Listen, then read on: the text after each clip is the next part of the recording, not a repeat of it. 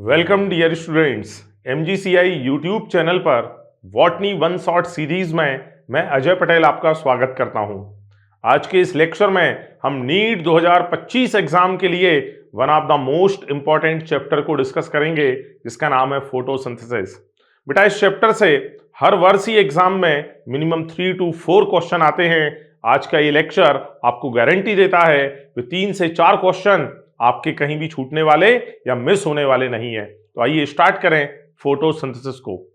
बेटा, जो हरे पादप होते हैं वे सूर्य के प्रकाश की सहायता से खाद्य पदार्थों का अर्थात भोजन का संश्लेषण करते हैं।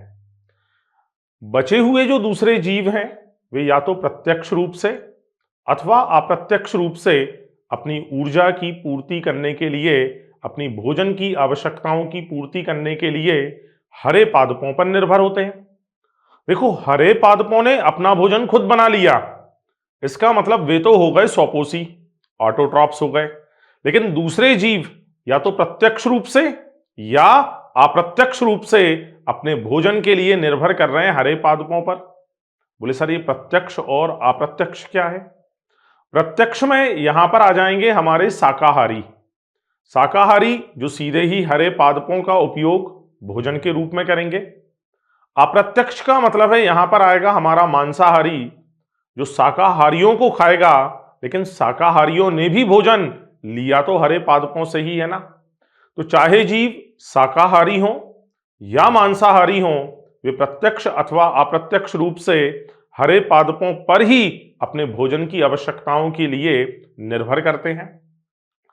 अगला पॉइंट यहां पर यह रहेगा हमारा कि ये जो फोटोसिंथेसिस है, ये एक ऐसी भौतिक रासायनिक अभिक्रिया है, एक ऐसी प्रक्रिया है जिसमें कार्बनिक यौगिकों को संश्लेषित करने के लिए प्रकाश ऊर्जा की आवश्यकता होती है, सनलाइट की रिक्वायरमेंट होती है। इसके लिए हम एक बेसिक रिएक्शन यहां पर ले लेते हैं। यहां ध्यान से समझना आप लोग। फोटोसिंथेसिस में 6CO2 प्लस 12H2O मॉलिक्यूल ये आपस में रिएक्शन करेंगे इन द प्रेजेंस ऑफ HNu। मैंने अभी अभी ये जरूर बोल दिया ये आपस में रिएक्शन करेंगे, बट वास्तविकता ये रहेगी, अभी जो आगे समझाऊंगा, CO2 डार्क रिएक्शन में पार्टिसिपेट करेगी and water molecule light reaction में पार्टिसिपेट करेंगे। HNu मीन्स सनलाइट की प्रेजेंस में पादप के हरे भाग, इसलिए मैंने यहां पर ले लिया है क्लोरोफिल। यहां पर ये इनकी प्रोसेस होने वाली है, रिएक्शन होने वाली है एंड ये फॉर्म करेंगे C6H12O6 6O2 plus 6 molecule H2O के यहां बनेंगे। बेटा, ये जो रिएक्शन है फोटोसिंथेसिस की, इसे हम कहते हैं कि यह एक रेडॉक्स रिएक्शन है। जो फोटोसिंथेसिस है हमारा, वो एक रेडॉक्स रिएक्शन है। और रेडॉक्स रिएक्शन बोलने का मीनिंग ये होता है कि एक ऐसी प्रोसेस जिसके दौरान ऑक्सीडेशन भी हो और जिसके दौरान रिडक्शन भी हो रहा हो। मतलब यदि किसी अभिक्रिया में ऑक्सीकरण व अपचयन दोनों साथ साथ हो रहे हैं, तब उसे बोलते हैं रेडॉक्स। ऑक्सीकरण के मीनिंग क्या क्या है? ऑक्सीकरण का मतलब होता है ऑक्सीजन का जुड़ना या हाइड्रोजन का बाहर हो जाना या फिर इलेक्ट्रॉन का बाहर हो जाना। ये सारे जो मीनिंग है ये ऑक्सीकरण के हैं। रिडक्शन का मीनिंग है ऑक्सीजन का बाहर होना, हाइड्रोजन का जुड़ जाना या फिर इलेक्ट्रॉन्स का ऐड हो जाना, ये कहलाता है रिडक्शन। आप यदि यहां ध्यान से देखें तो एक कार्बन के साथ में 2 ऑक्सीजन मौजूद हैं, बट यहां आप देखेंगे यहां पर एक कार्बन के साथ में केवल और केवल एक ही ऑक्सीजन है। शायद कुछ लोगों को यहां 6 ऑक्सीजन दिख रही हो। अरे भाई, ये 6 कार्बन के साथ हैं, मतलब एक कार्बन के साथ तो एक ही ऑक्सीजन है ना। मतलब CO2 से C6H12O6 बनते समय ऑक्सीजन कम हो रही है, साथ ही साथ यहां पर हाइड्रोजन ऐड हो रहे हैं। तो हमने पाया माइनस हो रही है ऑक्सीजन, प्लस हो रहे हैं हाइड्रोजन, मतलब ये जो है ये यहां पर हो गया है रिडक्शन। तो फोटोसिंथेसिस की प्रोसेस में जो हमारा CO2 अणु है, जो हमारा कार्बन डाइऑक्साइड है, उस CO2 का होता है रिडक्शन। बात करें वाटर मॉलिक्यूल की, ये कन्वर्ट हो गए हैं यहां पर ऑक्सीजन में, हाइड्रोजन यहां से बाहर हुआ है, दैट इज हम लिखेंगे वाटर मॉलिक्यूल का होता है ऑक्सीडेशन। तो सबसे पहली लाइन तो हमें ये याद रखना है, photosynthesis is a redox reaction, यह एक रेडॉक्स अभिक्रिया है। वो क्वेश्चन पूछेगा इस रेडॉक्स में किसका ऑक्सीकरण और किसका अपचयन, तो हमारा आंसर आएगा CO2 का होने वाला है यहां पर रिडक्शन, एंड वाटर मॉलिक्यूल का होने वाला है ऑक्सीडेशन। अगला क्वेश्चन बनेगा CO2 रिड्यूस होकर क्या फॉर्म करती है, अपचयित होकर किसको निर्मित करती है, देन हमारा आंसर आ जाएगा कि वो अपचयित होकर कार्बोहाइड्रेट को बनाती है, ग्लूकोज को फॉर्म करती है, एंड वाटर मॉलिक्यूल ऑक्सीडाइज होकर ऑक्सीजन उत्पन्न करता है, यहां ऑक्सीजन पैदा होगी। ये जो फोटोसिंथेसिस की प्रोसेस है बेटा, इसे हम लिखते हैं कि ये एक एनाबोलिक प्रक्रिया है।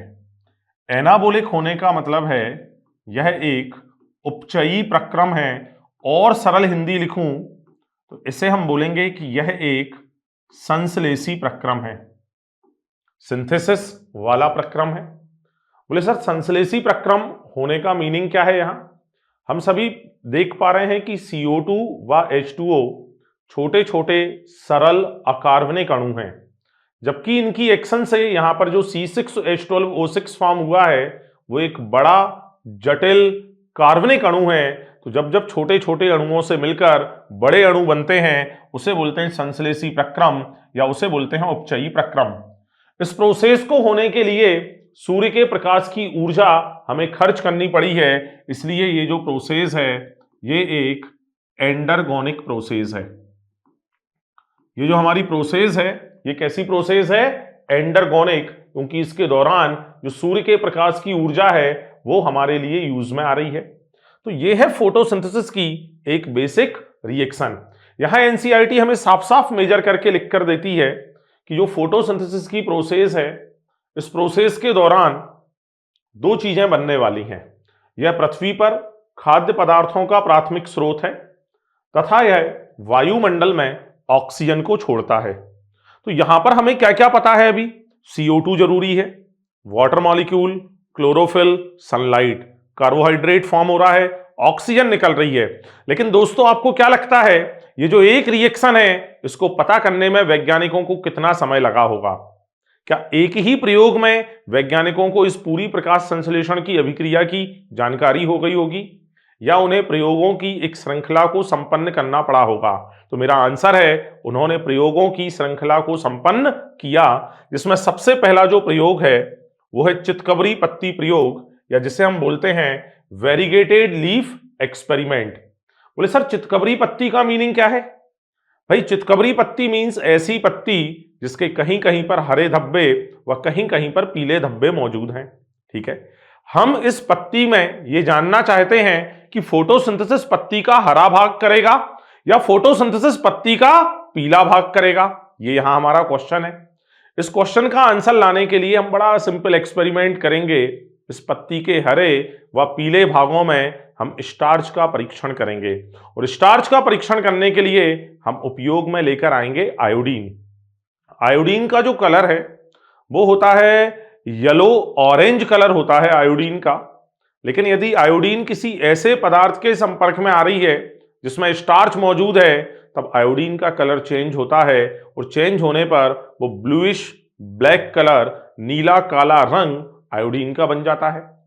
तब हमने यहां इस चितकबरी पत्ती में उसके पीले व हरे दोनों भागों पर जब आयोडीन डाली तो पीले हिस्से ने स्टार्च का नेगेटिव टेस्ट दिया, जबकि हरे भाग ने स्टार्च का पॉजिटिव टेस्ट दिया।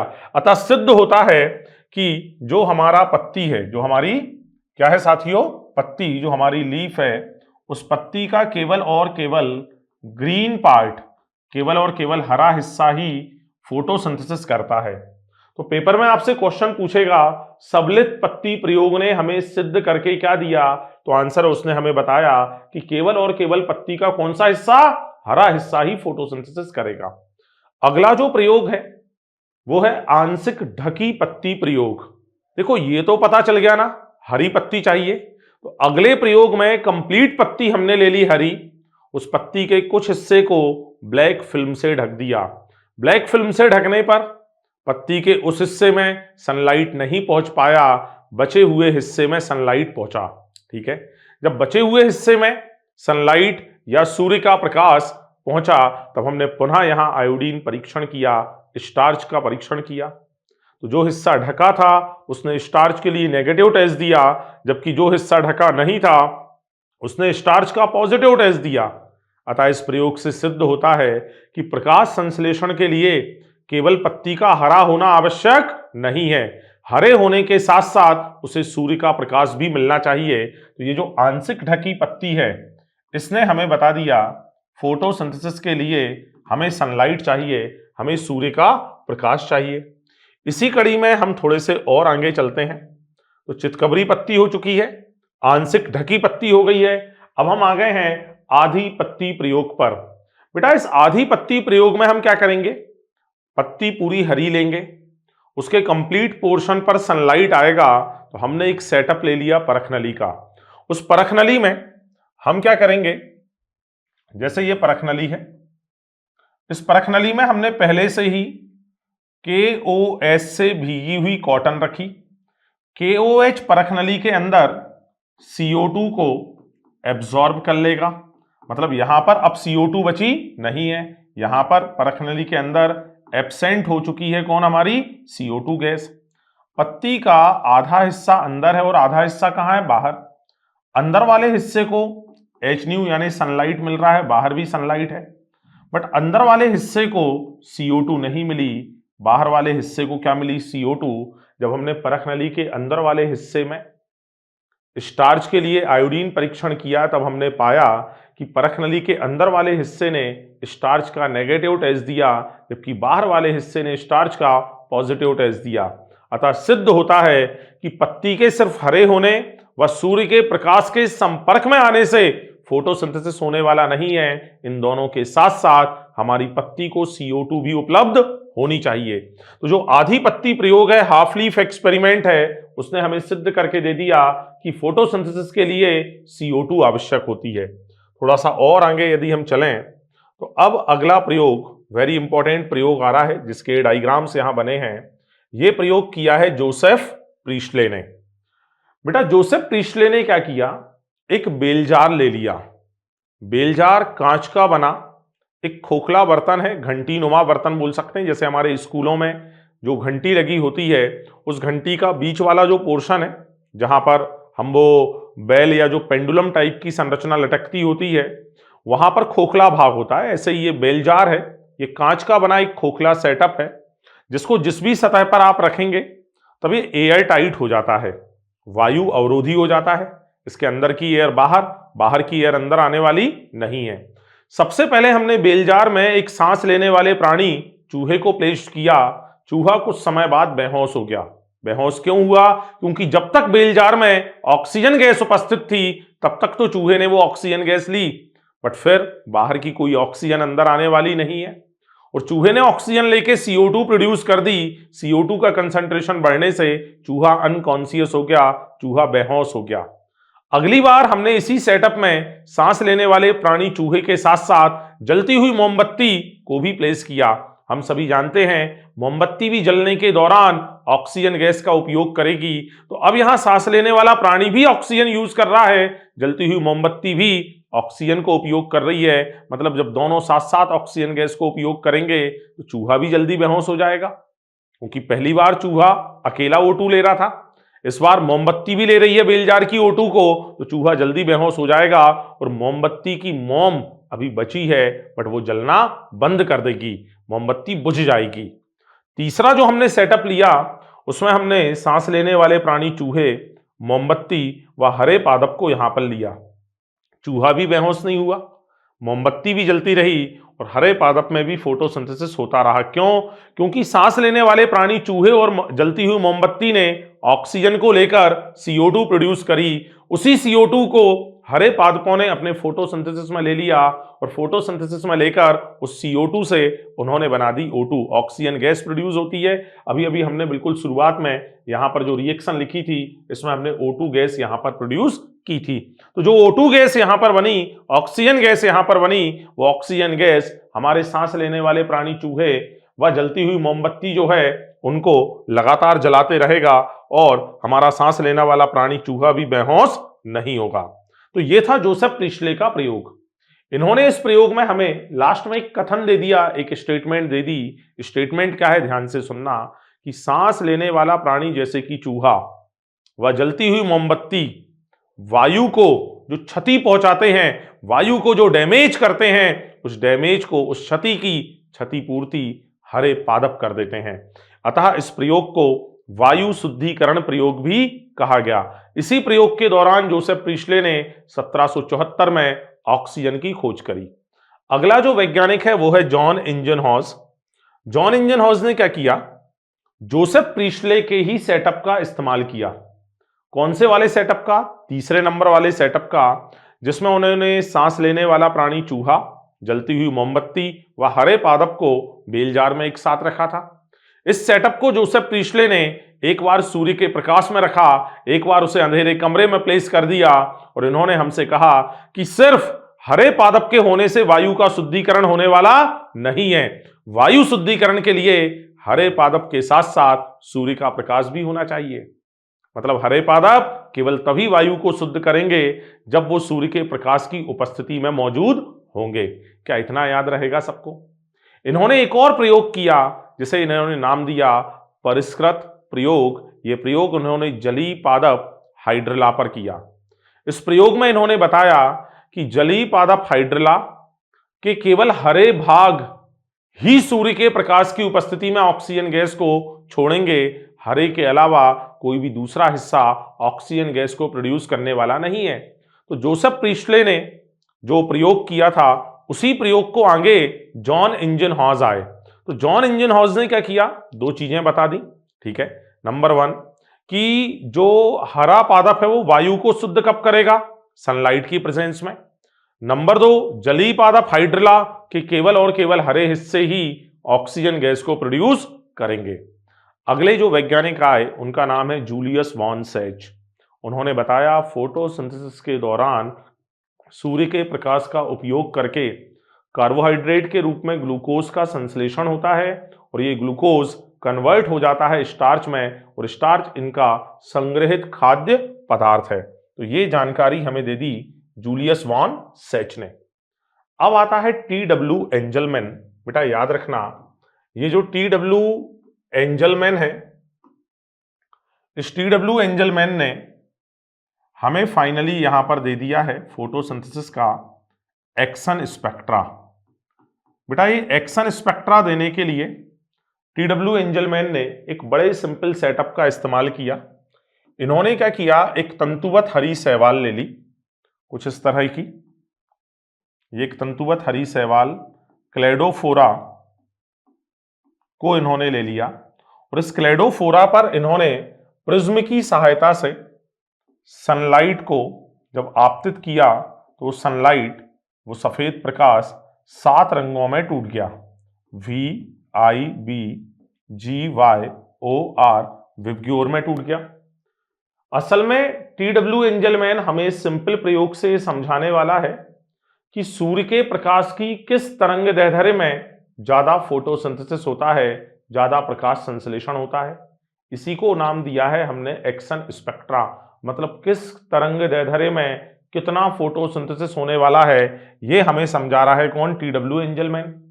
ये समझाने के लिए इन्होंने दूसरी तरफ प्लेस कर दिया है ऑक्सीजन अवशोषी जीवाणुओं को। हम सभी जानते हैं फोटोसिंथेसिस होने पर ऑक्सीजन गैस प्रोड्यूस होगी, तो जिस भी वेवलेंथ में ज्यादा फोटोसिंथेसिस होगा वहां ऑक्सीजन भी ज्यादा निकलेगी, और जहां से ऑक्सीजन ज्यादा निकलेगी वहां पर ऑक्सीजन का अवशोषण करने वाले जीवाणु भी बड़ी संख्या में एकत्र हो जाएंगे। तब हमने पाया कि समान मात्रा में जब ये सारे प्रकाश दिए थे तो सबसे ज्यादा ऑक्सीजन अवशोषी जीवाणु रेड लाइट में, उससे थोड़े से कम ब्लू लाइट में, बाकी ये जो प्रकाश हैं वायलेट, इंडिगो, येलो, ऑरेंज, इनमें बहुत कम, और सबसे कम ग्रीन लाइट में हमें ऑक्सीजन अवशोषी जीवाणु देखने को मिले। बोले सर ग्रीन में सबसे कम फोटोसिंथेसिस क्यों हुआ? तो यहां एक कंसेप्ट सीखना, कोई भी वस्तु, कोई भी ऑब्जेक्ट हमें किस रंग का दिखता है। एक हरी पत्ती हरी दिखाई दे रही है, क्यों? क्योंकि वो 7 रंगों में से बचे 6 को अवशोषित कर लेती है और हरे रंग का कर देती है परावर्तन। परावर्तन होने पर जब वे हरे प्रकाश की किरणें हमारी आंखों में प्रवेश करती हैं तब वो ऑब्जेक्ट हमें उस दिशा में देखने पर हरा दिखाई देता है। कोई काली वस्तु ब्लैक ऑब्जेक्ट कब दिखेगा? जब वो किसी भी रंग का परावर्तन नहीं करता। सफेद कब दिखेगा? जब वो सातों रंगों का इक्वल अमाउंट में परावर्तन कर देता है, तब वो हमें दिखाई देगा व्हाइट कलर का। तो यहां पर हरे में सबसे कम फोटोसिंथेसिस होने का रीजन यदि पूछ लें तो आप बता देना कि चूंकि पादप हरे रंग का बहुत कम अवशोषण और मैक्सिमम परावर्तन कर देते हैं, इसीलिए हरे प्रकाश में प्रकाश संश्लेषण सबसे कम होता है। तो यहां पे हमें पता चला रेड, देन ब्लू, इसके अलावा violet, indigo, yellow and orange, और सबसे कम ले लेंगे हम यहां पर ग्रीन, है ना। तो इस तरह से ये है फोटोसिंथेसिस का एक्शन स्पेक्ट्रा जो हमें दिया है TW एंजलमैन ने। बेटा इसी स्पेक्ट्रा में थोड़ा सा और आगे चलें तो अब हम आते हैं 19वीं शताब्दी के मध्य के वर्षों में। तो 19वीं शताब्दी के मध्य के वर्ष आने तक लगभग हमें प्रकाश संश्लेषण से जुड़ी हुई हर एक घटना की जानकारी प्राप्त हो गई। बोले सर हर एक घटना से क्या मतलब है आपका? हर एक घटना से यहां मतलब है कि इसके लिए CO2 चाहिए, वाटर मॉलिक्यूल, सनलाइट, पादप का हरा हिस्सा होना जरूरी है। तो लगभग हमें प्रकाश संश्लेषण से जुड़ी हुई हर एक घटना की जानकारी यहां पर हो गई है 19वीं शताब्दी आते आते तक। लेकिन जैसे ही सारी जानकारियां प्राप्त हुई तुरंत एक नया क्वेश्चन रेज हो गया, और वो क्वेश्चन है कि प्रकाश संश्लेषण में प्राप्त होने वाली ऑक्सीजन वो जल यानी H2O से आती है या वो CO2 यानी कि कार्बन डाइऑक्साइड से आती है? वो कहां से आती है वो ऑक्सीजन, ये हमें यहां पर बताना होगा। ठीक है, तब इसके लिए सबसे पहला प्रयोग मील के पत्थर का प्रयोग बोल सकते हैं। मील का पत्थर इसलिए क्योंकि इस प्रयोग ने इस दिशा में एक बड़ा कदम रखा। मील का पत्थर क्या काम करता है? जैसे हम इंदौर से भोपाल जा रहे हैं, रास्ते में कहीं एक मील के पत्थर पर लिखा है भोपाल 200 किलोमीटर, तो उस पत्थर ने केवल यह काम किया कि हमारे मन में जो अचरज या हमारे मन में जो संशय चल रहा था कि हम भोपाल की ही दिशा में चल रहे हैं, एक तो वो संशय भी दूर कर दिया। अब मान लो 200 आया, अभी मील के पत्थर पे लिखा, अगली बार लिखा आ गया भोपाल 170 किलोमीटर, तो हमें समझ आ रहा है ना हम सही दिशा में जा रहे हैं। तो कॉर्नेलियस वॉन नील का प्रयोग इस खोज में मील के पत्थर का काम करता है, हमें एक डायरेक्शन देने का काम करता है। इन्होंने एक बहुत बढ़िया कंसेप्ट हमें दिया, इन्होंने बताया ऑक्सीकरणीय यौगिक। इन्होंने एक कंपाउंड हमें बता दिया, भाई CO2 का हमें करवाना है रिडक्शन, अपचयन करवाना है। अपचयन करवाने के लिए हमें CO2 को हाइड्रोजन देने होंगे। तो इन्होंने क्या किया, ये है CO2 और एक हाइपोथेटिकल अणु ले लिया H2A। इस H2A को ये कहने वाले हैं ऑक्सीकरणीय यौगिक। क्यों ऑक्सीकरणीय यौगिक? क्यों? क्योंकि इससे हाइड्रोजन निकल के CO2 में जुड़ेगा और CO2 का करेगा अपचयन, मतलब इसका तो हो जाएगा ऑक्सीकरण। जैसे हमारे हरे पादपों में H2O होता है, इन्होंने उसके प्लेस पर ले लिया H2A। तो इनका कहना है ऑक्सीकरणीय यौगिक से हाइड्रोजन तो चला जाएगा CO2 में, और जो बचा हुआ A है वो कहां निकलने वाला है? बाहर। जो बचा हुआ A है वो कहां निकलने वाला है? बाहर। इसी चीज को इन्होंने समझाया हमें पर्पल व ग्रीन सल्फर बैक्टीरिया में। जो बैगनी व हरे सल्फर के जीवाणु होते हैं उनमें इन्होंने हमें समझाया। इन्होंने कहा कि वहां पर ऑक्सीकरणीय यौगिक H2S या H2SO4 होता है, व बाहर हमें सल्फर या सल्फेट निकलते हुए दिखाई देते हैं। अब ये यूज करेंगे एनालॉजी का।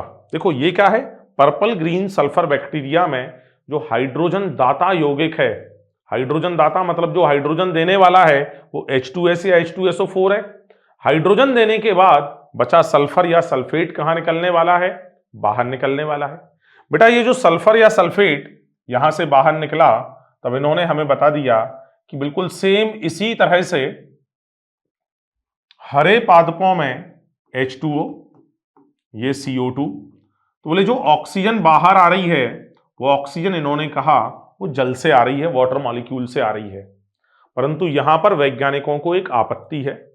वैज्ञानिकों ने आपत्ति ये ली कि कॉर्नेलियस वॉन नील देख भाई, हमारी तुझसे कोई पर्सनल दुश्मनी नहीं है। तुम्हारा यह कहना बिल्कुल सही है कि पर्पल, ग्रीन, सल्फर जीवाणुओं में सल्फर या सल्फेट जो बाहर आ रहा है वो H2S या H2SO4 से आ रहा है। ये बिल्कुल सही है तुम्हारा कहना, क्योंकि सल्फर या सल्फेट जो बाहर निकल रहा है वो रिएक्शन मिक्सचर में केवल H2S के पास है या H2SO4 के पास है। लेकिन आप ये कहो कि इसी प्रकार से सिद्ध होता है कि हरे पादपों में निकलने वाली ऑक्सीजन जल से आती है, ये बात सही नहीं है। ये बात सही हो सकती है, लेकिन अभी आपके प्रयोग से ये सिद्ध नहीं हुआ। इनने पूछा क्यों? बोले क्योंकि निकलने वाली ऑक्सीजन केवल वाटर में नहीं है, निकलने वाली ऑक्सीजन CO2 के पास भी तो मौजूद है। ऐसा भी तो हो सकता है कि निकलने वाली ऑक्सीजन CO2 से आ रही हो। तब इस प्रयोग को फाइनली कंप्लीट करके हमें दिया रूवेन, कॉमेन व हासिद ने। आइए इसको समझते हैं। VIMP कंसेप्ट है, ध्यान देना, छोटा मोटा न्यूमेरिकल क्वेश्चन भी बनेगा, है ना। 6CO2 प्लस 12H2O, यहां पर रिएक्शन होने पर फॉर्म होगा C6H12O6, 6O2 प्लस 6H2O। ठीक है बेटा, यहां पर हमने क्या किया, रेडियो आइसोटोपिक मेथड या जो समस्थानिक विधि है उसका प्रयोग किया। जो CO2 है उसको जो ऑक्सीजन दी वो दे दी 16 ग्राम वजन वाली, और वाटर को जो ऑक्सीजन हमने दी वो हमने दे दी 18 ग्राम वजन वाली। हमने दे दी मतलब रूवेन, कॉमेन व हासिद ने दे दी। ठीक है, और इन्होंने अपना प्रयोग संपन्न होने से पहले ही यहां पर हमें लिख के दे दिया कि निकलने वाली जो ऑक्सीजन है, यदि इस ऑक्सीजन का वजन 32 ग्राम की रेंज वाला हमें मिला, मतलब 16-16 ग्राम के उसमें ऑक्सीजन परमाणु रहे, तो 32 ग्राम वजन यदि मिला, तो बोले सिद्ध होगा कि ऑक्सीजन CO2 से आ रही है, क्योंकि हमने CO2 वाली ऑक्सीजन ही 16 ली है। और बोले यदि निकलने वाली ऑक्सीजन का वजन 36 ग्राम मिला, 36 ग्राम मिला, तो बोले सिद्ध हो जाएगा कि ये जो ऑक्सीजन आ रही है ये वाटर मॉलिक्यूल से आ रही है। और फाइनली हमने ये पाया कि निकलने वाली ऑक्सीजन का जो वजन था वो 36 ग्राम था, अतः सिद्ध होता है कि ऑक्सीजन जो आ रही है ये वाटर मॉलिक्यूल से आ रही है, ना कि CO2 से। हाँ, ये प्रयोग होने के बाद किसी वैज्ञानिक को कोई आपत्ति नहीं थी कि वास्तव में जो ऑक्सीजन आती है वो आती कहां से है। तो यहां पर सिद्ध हो गया निकलने वाली ऑक्सीजन जो है वो कहां से आ रही है, वाटर मॉलिक्यूल से। तो यहां पर हम लिख देंगे 18। आप देखें हमारे वाटर मॉलिक्यूल में कितने ऑक्सीजन परमाणु हैं, आंसर आ रहा होगा 12 ऑक्सीजन परमाणु है। देखें ये 12 ऑक्सीजन है, यहां पर 6 2 12 ऑक्सीजन निकल गई है 18 ग्राम वजन वाली, मतलब अब यहां जो ऑक्सीजन मौजूद है उसमें भी 16 ग्राम है, और जो जल के अणु बने हैं उनमें भी जो ऑक्सीजन मौजूद है वो भी 16 ग्राम है। आप यहां एक क्वेश्चन की खूबसूरती देखना, VIMP क्वेश्चन बनेगा, मजे आ जाएंगे यदि नीट 2025 में आया। क्वेश्चन बनेगा कि ये जो वाटर मॉलिक्यूल रूवेन, कॉमेन व हासिद ने अपने प्रयोगों में लिया, वह उसी प्रयोग में उत्पन्न होने वाले जल के अणुओं के भार की तुलना कीजिए। बच्चे बोलेंगे ये कैसा क्वेश्चन है भाई, दोनों जगह जल है तो दोनों जगह जल के अणुओं का जो भार है वो तो समान ही होगा ना। आप यहां अणुओं की संख्या ना देखें, यहां अणुओं की संख्या नहीं देखनी कि 12 अणुओं का भार अलग, 6 का भार अलग, वो चर्चा नहीं हो रही है। यहां तो H2O अणु की चर्चा हो रही है कि रूवेन, कॉमेन, हासिद के प्रयोग में उपयोग में आए हुए H2O अणु व उत्पन्न हुए H2O अणुओं के भार की तुलना कीजिए। तो बेटा उपयोग में जो H2O अणु आए थे वो भारी थे, आप यहां पाएंगे उनका जो वजन आ रहा है वो वजन आ रहा है यहां पर 18 + 2 20 ग्राम, जबकि यहां जो वजन आ रहा है वो 16 + 2 18 ग्राम, मतलब ये वाले जो H2O के अणु हैं वो हल्के हैं, उनका वजन कम है।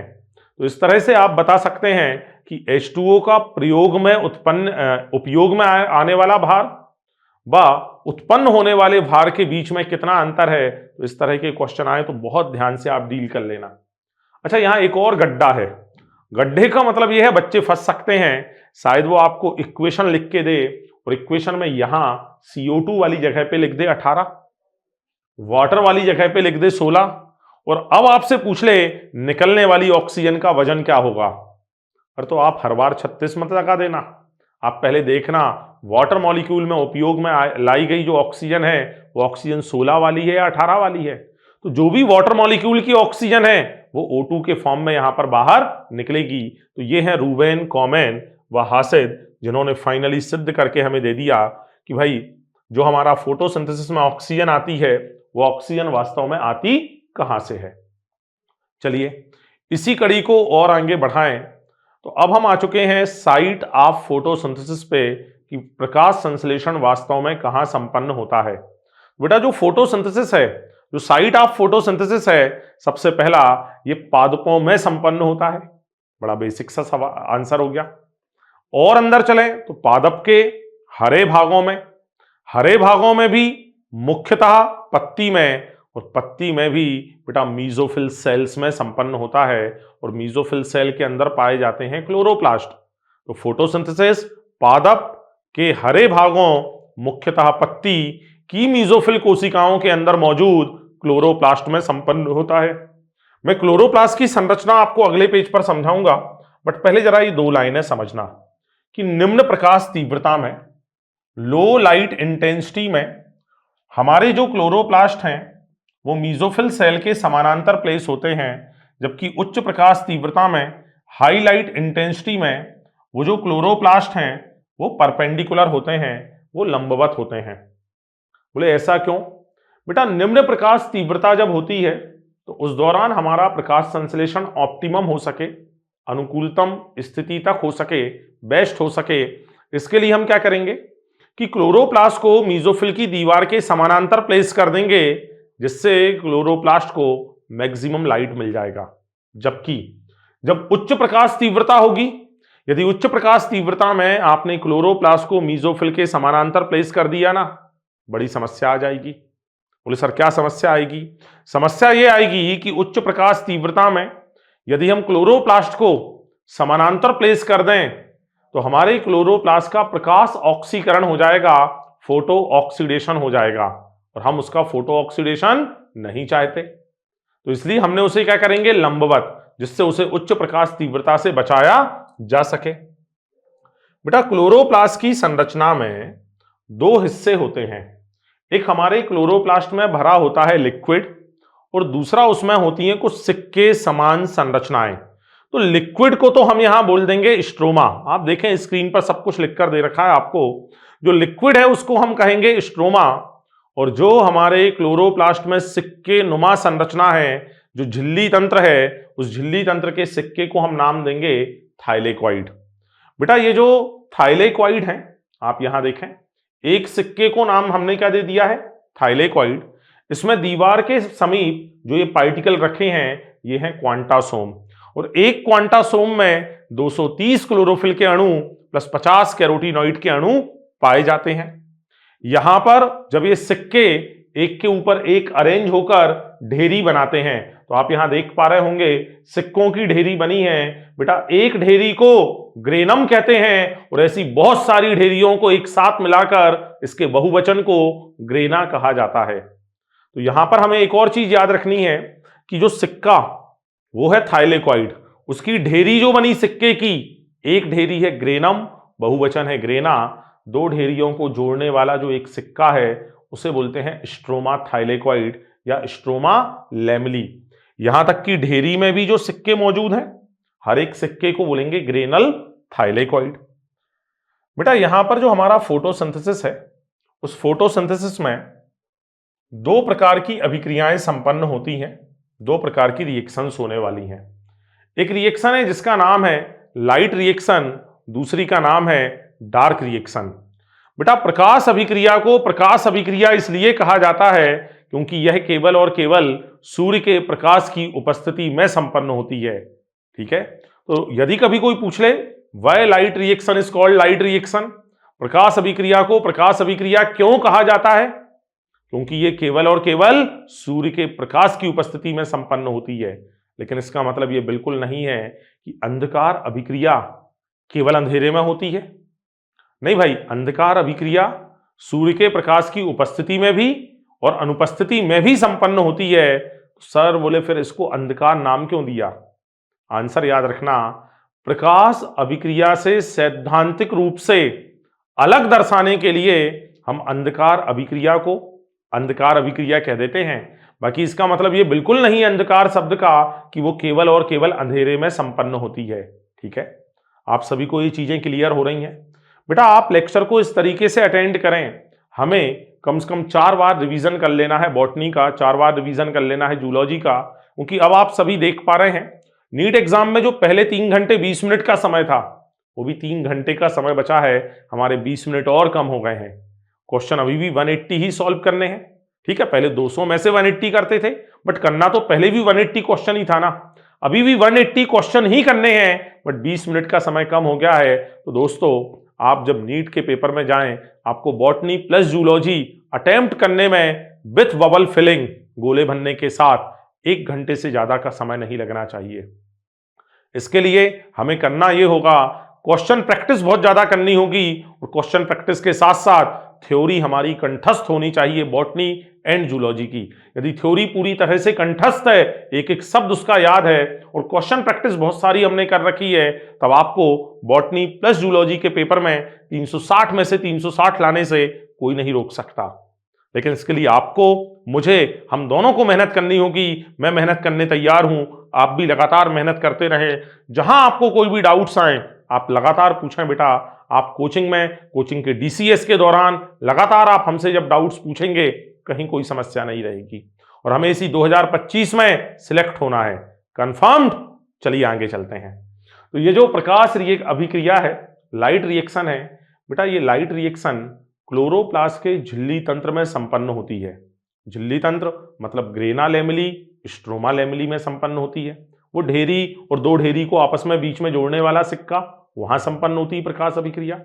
जबकि अंधकार अभिक्रिया क्लोरोप्लास्ट के स्ट्रोमा में संपन्न होती है। बेटा प्रकाश अभिक्रिया के दौरान सूर्य के प्रकाश का अवशोषण होता है। अवशोषण होने पर जो इलेक्ट्रॉन उत्तेजित होंगे, वे अलग अलग इलेक्ट्रॉन संवाहकों के द्वारा उनका परिवहन होगा, और परिवहन होने पर उच्च ऊर्जा रसायन एटीपी व एनएडीपीएच का निर्माण होगा। हाई एनर्जी कंपाउंड एटीपी व एनएडीपीएच जो हैं वो संश्लेषित होंगे। इसी के साथ में यहाँ पर जल का प्रकाश अपघटन होता है, पानी के अणु को तोड़ा जाता है, और उसके टूटने पर ऑक्सीजन गैस उत्पन्न होती है। जबकि जो अंधकार अभिक्रिया है, इस अंधकार अभिक्रिया के दौरान प्रकाश अभिक्रिया के उत्पादों एटीपी व एनएडीपीएच का उपयोग हम करेंगे, व उपयोग करके ग्लूकोज का यहां पर संश्लेषण होगा। तो यह है प्रकाश व अंधकार अभिक्रिया। बेटा ये ग्राफ मैं अभी जस्ट समझा रहा हूं आपको, ये यहां एनसीईआरटी ने बना दिए हैं, बट वास्तव में इनकी थ्योरी थोड़े से नीचे है, तो मैं ये ग्राफ आपको समझा दूंगा अभी। क्वेश्चन है, प्रकाश संश्लेषण में कितने प्रकार के वर्णक भाग लेते हैं? बेटा कितने वर्णक भाग लेते हैं, पहले तो क्वेश्चन ये उठेगा कि ऐसा क्वेश्चन ही क्यों आया कि कितने वर्णक भाग लेते हैं। सीधा आना चाहिए कि भाई प्रकाश संश्लेषण में केवल एक क्लोरोफिल भाग लेता है, ऐसा नहीं है। क्वेश्चन कहां से आया ये समझते हैं। बेटा अलग अलग पादपों की हरी पत्तियों का हरा रंग व एक ही पादप की हरी पत्तियों के हरे रंग में भी सूक्ष्म अंतर होता है। आप देखेंगे डिफरेंस होता है। आम की हरी पत्तियों का हरा रंग, अमरूद की हरी पत्तियों का हरा रंग, पीपल की हरी पत्तियों का हरा रंग, ये सब आपस में समान नहीं होते, इनमें अंतर होता है। अब जब अंतर है तो अंतर कब आता है? जब कोई चीज एक पर निर्भर ना करके बहुत सारों पर निर्भर करे। तो ऐसे ही पत्तियों का हरा रंग एक वर्णक पर निर्भर नहीं करता, ये वर्णकों के समूह पर निर्भर करता है। बेटा इन वर्णकों को पेपर क्रोमेटोग्राफी के द्वारा अंडरलाइन कर लेना, मेरी लाइनों को मार्क कर लेना इनको, कि इन वर्णकों को पेपर क्रोमेटोग्राफी के द्वारा हम अलग कर सकते हैं। मेनली 2 प्रकार के वर्णक, एक क्लोरोफिल, दूसरा कैरोटीनॉइड। बेटा जो क्लोरोफिल है उसे क्लोरोफिल ए, क्लोरोफिल बी में, कैरोटीनॉइड को कैरोटीन व ज़ैंथोफिल में हमने डिवाइड करके रखा है। यहां पर इन वर्णकों के रंग आपको याद रखने हैं। बेटा जो क्लोरोफिल ए है वो ब्राइट ब्लू ग्रीन कलर के होते हैं। बात करें क्लोरोफिल ए के बाद chlorophyll b yellow green, carotene yellow orange और ज़ैंथोफिल येलो कलर का होता है। अब यहां पर आ रहा है एब्जॉर्प्शन और एक्शन। बेटा एब्जॉर्प्शन किसी लाइट का ज्यादा, किसी लाइट का कम हो सकता है, लेकिन जब भी हम एक्शन देखेंगे, एक्शन हमेशा हम उस समय देखेंगे जब सारे प्रकाश समान मात्रा में दिए जा चुके हों। भाई तभी तो एक्शन की वास्तविक तुलना होगी ना। मान लेते हैं हम दो लोगों को रेस में दौड़ाने वाले थे, रेस होने वाली थी उनकी, 1 किलोमीटर के लिए उनको दौड़ना था और हम उनको एक बड़ा सा इनाम या पुरस्कार देने वाले थे। अब उसमें से एक को हम पिछले 10 दिनों से बहुत बढ़िया खाना दे रहे हैं, बहुत बढ़िया डाइट उसको मिल रही है, प्रॉपर न्यूट्रिशन मिल रहा है, जबकि दूसरे को पिछले 10 दिनों से हमने एक कमरे में बंद करके रखा है, उसको पानी भी पीने को नहीं दिया। आप सोचकर देखें दोनों में से कौन रेस में जीतेगा। अरे रेस कराने की जरूरत ही नहीं है, यहां तो वो वाला बंदा जीत जाएगा जिसको प्रॉपर न्यूट्रिशन मिला है, जिसे 10 दिन से कुछ खाने पीने को ही नहीं मिला, वो तो रेस में दौड़ ही नहीं पाएगा ना। क्या ये फेयर कंपटीशन होगा? क्या ये होगा अनफेयर कंपटीशन? क्या ये बात समझ आती है क्या? तो फेयर कंपटीशन कैसे होगा? फेयर कंपटीशन के लिए दोनों को प्रॉपर सारी चीजें सेम अमाउंट में प्रोवाइड करनी होंगी। तो जब भी बात होगी एक्शन स्पेक्ट्रा की, तो एक्शन स्पेक्ट्रा देखने के लिए हम सबसे पहले समान मात्रा में प्रकाश प्रदान करेंगे। बट आइए पहले एब्जॉर्प्शन पे चर्चा करें। बेटा जो एब्जॉर्प्शन होता है वो तो हर एक वर्णक, चाहे वो क्लोरोफिल ए हो, बी हो, कैरोटीन हो या ज़ैंथोफिल हो, हर एक वर्णक ब्लू रंग का अवशोषण ज्यादा, रेड का अवशोषण कम। बात करें एक्शन की, एक्शन कब देखना है हमें? एक्शन हमें देखना है समान प्रकाश देने पर, समान लाइट देने पर। जब समान लाइट देंगे तो रेड में एक्शन ज्यादा और ब्लू में एक्शन कम। अब यहां देखें क्लोरोफिल ए और बी के लिए एब्जॉर्प्शन की जानकारी लिखी है कि ब्लू लाइट का अवशोषण क्लोरोफिल बी ए की तुलना में ज्यादा, रेड का अवशोषण ए बी की तुलना में ज्यादा। बोले सर ये चीज क्या आपने समझा दी यहां पर, एक बार और हमें थोड़ा सा ये एक्सप्लेन कर दो इसको। तो आइए यहां समझते हैं।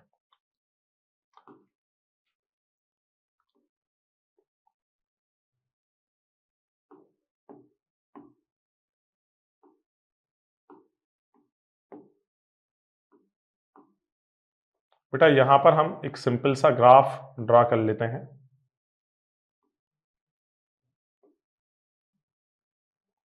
ये हमने यहां ले लिया 400 से 700 या 760 नैनोमीटर का हमने ले लिया, जिसमें ये VIB GYOR इस तरह की ये वेवलेंथ हमने यहां पर ले रखी है।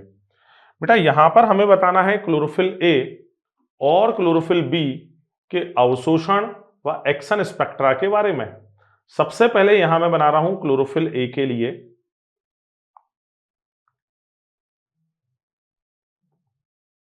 ये क्लोरोफिल ए का एब्जॉर्प्शन हो गया यहां पर, ठीक है।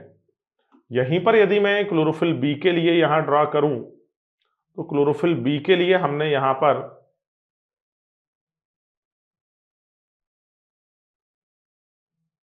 इस तरह से आया। तो आप देख पा रहे हैं ये है क्लोरोफिल बी, यहां पर ये है हमारे पास में क्लोरोफिल बी।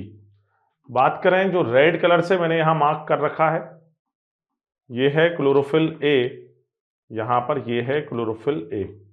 अब आपको समझ आ गया होगा कि ब्लू लाइट का अवशोषण इंडिविजुअली क्लोरोफिल ए को देखो तो क्लोरोफिल ए ने भी ब्लू का अवशोषण ज्यादा, रेड का अवशोषण कम। क्लोरोफिल बी ने भी ब्लू का अवशोषण ज्यादा, रेड का अवशोषण कम। बट अब हम इनको कंपेयर कर रहे हैं ए और बी को सिर्फ ब्लू लाइट में, तो आप देख पा रहे हैं ब्लू लाइट का अवशोषण बी ज्यादा कर रहा है और ए जो है वो कम कर रहा है। यहां देखें रेड लाइट की रेंज में ए उसका अवशोषण ज्यादा कर रहा है और बी उसके अवशोषण को कम कर रहा है। यहां पर बात करें हम एक्शन की, तो जो एक्शन का ग्राफ है वो हमें कुछ ऐसा मिलेगा। बोले सर आप तो कह रहे थे एक्शन रेड में ज्यादा होगी, बट हम यहां जो पीक देख पा रहे हैं मैक्सिमा वाला, और ये दूसरा पीक, बोले हम जो पीक्स देख रहे हैं वो तो हमें ब्लू लाइट में मिल रहे हैं। अरे भाई ब्लू का एब्जॉर्प्शन ज्यादा हुआ ना, इसलिए ब्लू में एक्शन ज्यादा हो गई। अब आप देखना मैं एक और ग्राफ आपको बना के देता हूं जो आपको आपकी एनसीईआरटी नहीं दे रही बना के, यहां समझना। मैंने क्या किया, यहां पर ये एक्स एंड वाई एक्सिस ले ली और ये हमने दे दिया सनलाइट, ठीक है। इसमें ये सारे प्रकाश का जो अवशोषण है वो समान मात्रा में हो गया, विबग्योर यहां पर आ गया, ठीक है। ये VIB GYOR विबग्योर को हमने यहां ले लिया। और बात करें हम इनकी एक्शन की, तो जो एक्शन है वो एक्शन हमें कुछ इस तरह की मिल रही है। जब समान मात्रा में सारे लाइट देंगे तो रेड में एक्शन ज़्यादा, ब्लू में एक्शन उससे कम, बाकी सब में और कम, और ग्रीन में जो एक्शन है वो हमें सबसे कम देखने को मिलेगी। तो ये है एक्शन व एब्जॉर्प्शन स्पेक्ट्रा। यदि कभी पूछ लिया जाए कि क्या क्लोरोफिल ए और बी के एक्शन व एब्जॉर्प्शन स्पेक्ट्रा के बीच में पूर्णतः परस्पर व्यापन होता है, तो आंसर रहेगा इनमें पूर्णतः परस्पर व्यापन यानी अतिव्यापन, ये एक दूसरे को पूरी तरह से ओवरलैप नहीं करते हैं। ठीक है, चलिए आगे चलते हैं यहां से। अगली चीज है what is light reaction. Light reaction क्या है, ऑलरेडी मैं आपको बता चुका हूं। इसके दौरान सूर्य के प्रकाश की ऊर्जा का अवशोषण होता है, जल का प्रकाश अपघटन होगा, ऑक्सीजन उत्पन्न होगी, उच्च ऊर्जा रसायन एटीपी व एनएडीपीएच का उत्पादन होगा। लेकिन यहां सबसे पहली जो स्टेप आ रही है उस पहली स्टेप का नाम है सूर्य के प्रकाश की ऊर्जा का अवशोषण होगा, एब्जॉर्प्शन होगा सनलाइट की एनर्जी का। और जब सूर्य के प्रकाश की ऊर्जा का अवशोषण करना है तो वो अवशोषण करेंगे वर्णक अणु। तो अब हमें यहां समझनी है वर्णकों की एक व्यवस्था। बेटा वर्णकों की ये जो व्यवस्था है इसे बोलते हैं पिगमेंट सिस्टम या वर्णक तंत्र। तो वर्णक तंत्र एक संरचनात्मक टर्म है, जबकि बात करें एक शब्द है फोटो सिस्टम। फोटो सिस्टम वो है जिसमें वर्णक अणु सूर्य के प्रकाश की ऊर्जा को लेकर इलेक्ट्रॉन को उत्तेजित करके एटीपी व एनएडीपीएच का संश्लेषण करने वाले हैं, उसे हम कहेंगे यहां पर फोटो सिस्टम। तो आइए समझ लेते हैं कि वास्तव में जो वर्णक तंत्र है वे वर्णक तंत्र क्या होते हैं। ठीक है, तो बेटा ये जो पिगमेंट सिस्टम है, ये जो वर्णक तंत्र है, इस वर्णक तंत्र में एक होता है LHC लाइट हार्वेस्टिंग कॉम्प्लेक्स। ये दो तरह के होते हैं, PS1 टाइप के एंड PS2 टाइप के। और इनके बीच में सेंटर में एक मॉलिक्यूल होता है जिसे बोलते हैं रिएक्शन सेंटर। तो लाइट हार्वेस्टिंग कॉम्प्लेक्स वास्तव में हजारों प्रोटीन अणुओं से आबद्ध वर्णक अणुओं का समूह है। अरे परिभाषा याद करो, इधर उधर ना देखें, ध्यान से लेक्चर में कंसंट्रेट करें। क्या है भैया लाइट हार्वेस्टिंग कॉम्प्लेक्स? हजारों प्रोटीन अणुओं से आबद्ध वर्णक अणु हैं जिनके सेंटर में रिएक्शन सेंटर पाया जाता है। और जो रिएक्शन सेंटर है वो क्लोरोफिल ए का एक विशिष्ट अणु है। तो रिएक्शन सेंटर में केवल और केवल क्लोरोफिल ए का एक अणु आने वाला है, और उस एक अणु को छोड़कर ऑल टाइप के chlorophyll a, chlorophyll b, carotene and xanthophyll के अणु ये प्रेजेंट होंगे LHC में एंटीना अणुओं के रूप में, जो सूर्य के प्रकाश की ऊर्जा का अवशोषण करके उसकी हार्वेस्टिंग करेंगे। इसलिए तो उन्हें नाम दिया है लाइट हार्वेस्टिंग कॉम्प्लेक्स। बोले सर हार्वेस्टिंग का मतलब क्या है? आप सभी लोग कहीं ना कहीं, क्योंकि हम भारत देश के रहने वाले लोग हैं, तो हम कहीं ना कहीं किसानी से, खेती कृषि से जुड़े हुए लोग हैं। तो कृषि में एक शब्द आता है हार्वेस्टिंग। हार्वेस्टिंग का मतलब होता है कटाई प्लस कटाई के बाद होने वाली थ्रेसिंग। थ्रेसिंग में दो काम होते हैं, जो उपयोगी पदार्थ है वो एक अलग स्थान पे अलग कंटेनर में जमा हो जाता है, और जो भूसा है जो कम उपयोगी है वो दूसरे कंटेनर में इकट्ठा हो जाता है। तो यहां पर जो लाइट हार्वेस्टिंग कॉम्प्लेक्स है वो सूर्य के प्रकाश की टोटल एनर्जी को लेकर उसमें से उपयोगी वेवलेंथ को, यूजफुल वेवलेंथ को रिएक्शन सेंटर को पास कर देगा, व अनयूजफुल वेवलेंथ को, जो अभी तुरंत में उपयोग आने वाली नहीं है, उस वेवलेंथ को इमिट आउट करवा देगा हीट के रूप में, जिससे वाष्पोत्सर्जन हो जाएगा। अरे सुन पाए हैं आप लोग? मैं क्या कह रहा हूं कि प्रकाश अभिक्रिया के दौरान हमें प्रकाश का अवशोषण करना है। अवशोषण करने के लिए वर्णकों की हमें व्यवस्था चाहिए। ये जो व्यवस्था है इसमें आते हैं लाइट हार्वेस्टिंग कॉम्प्लेक्स, जो कितने प्रकार के होते हैं? दो, PS1 एंड PS2। जो लाइट हार्वेस्टिंग कॉम्प्लेक्स है वो कितने टाइप का है?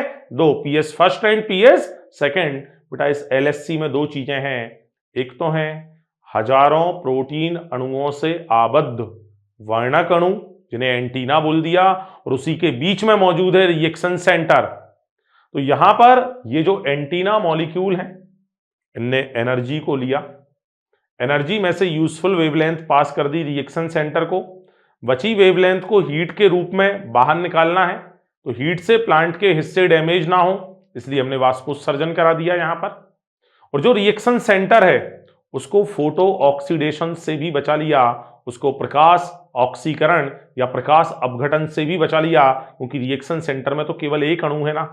यदि आपने सीधे रिएक्शन सेंटर को ही सनलाइट दे दिया तब उसका प्रकाश ऑक्सीकरण हो जाएगा और हमारी फोटोसिंथेसिस की प्रक्रिया संपन्न होने वाली नहीं है। तो यहां पर ये जो है पीएस फर्स्ट व पीएस सेकेंड, पहले मैं इनके डिफरेंस यहां पर जो लिखे वो आपको बोल देता हूं, फिर आगे डायग्राम्स भी आएंगे। बेटा पीएस फर्स्ट का रिएक्शन सेंटर क्लोरोफिल ए का P700 अणु है, जबकि पीएस सेकेंड का रिएक्शन सेंटर क्लोरोफिल ए का P680 अणु है। बोले सर ये नाम कैसे दिए P700 और P680? बेटा ये नाम हमने इस आधार पर दिए हैं कि ये किस बड़ी वाली वेवलेंथ को या किस लिमिट तक की वेवलेंथ को ये एब्जॉर्ब कर रहे हैं। मान लेते हैं एक कोई क्लोरोफिल का अणु है जो 300 नैनोमीटर से स्टार्ट करके 380 नैनोमीटर तक की वेवलेंथ को एब्जॉर्ब कर रहा है, तब उसे नाम देंगे P380, क्योंकि उसने जो सबसे बड़ी वाली वेवलेंथ ली है वो 380 वाली है। इसी तरह से यहां पर जो हमारा क्लोरोफिल ए का P700 अणु है, आप देखें नीचे वेवलेंथ लिख कर दी है, ये 680 नैनोमीटर के ज्यादा से 700 नैनोमीटर तक की वेवलेंथ को एब्जॉर्ब कर रहा है, इसलिए नाम हमने दे दिया क्लोरोफिल ए का P700 अणु। दूसरी तरफ जो 680 है वो 680 से कम नैनोमीटर से लेकर 680 तक की वेवलेंथ को एब्जॉर्ब कर रहा है, इसलिए उसे हम नाम देंगे P680 मॉलिक्यूल। बेटा जो PS1 है इसके दौरान जल का प्रकाश अपघटन भी नहीं होता व ऑक्सीजन भी पैदा नहीं होती। PS सेकेंड के दौरान जल का प्रकाश अपघटन भी होता है व ऑक्सीजन भी पैदा होती है। बोले सर ये PS1 पाया कहाँ जाता है? आपको याद है क्लोरोप्लास्ट का झिल्ली तंत्र, जहां वो सिक्कों की ढेरी और दो ढेरी को जोड़ने वाला एक सिक्का।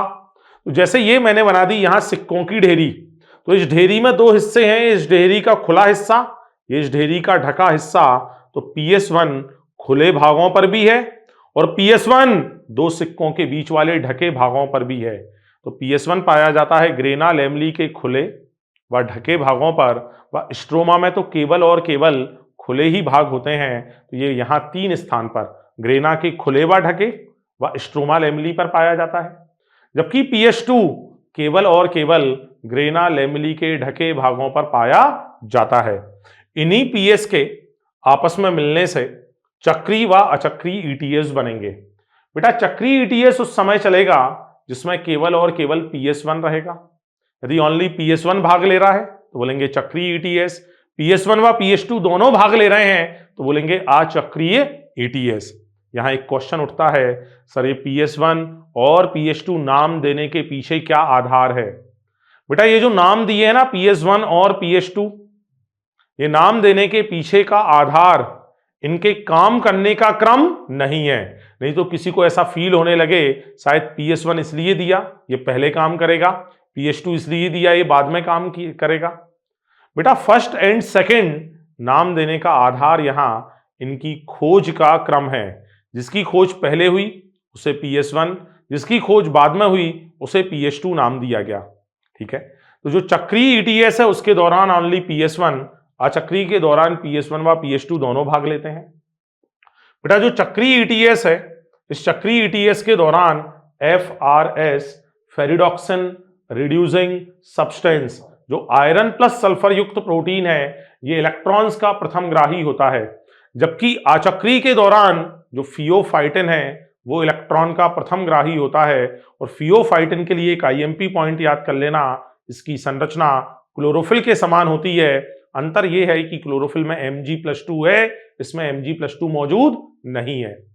बेटा चक्रीय ETS हमें उन सभी स्थानों पर मिलेगा जहां PS1 है, जैसे ग्रेना के खुले ढके भाग व स्ट्रोमा लैमेली पर। लेकिन अचक्रीय ETS केवल वहीं मिलेगा जहां PS1 व PS2 दोनों साथ साथ मौजूद होते हैं, और दोनों साथ साथ मौजूद होते हैं ग्रेना लैमेली के ढके भागों पर, या जिन्हें बोलते हैं एप्रेज्ड पार्ट ऑफ ग्रेना लैमेली। चक्रीय ETS के एक बार चलने के दौरान 2 ATP का संश्लेषण होता है, जबकि अचक्रीय ETS के चलने पर 1 ATP व 2 NADPH का संश्लेषण होता है।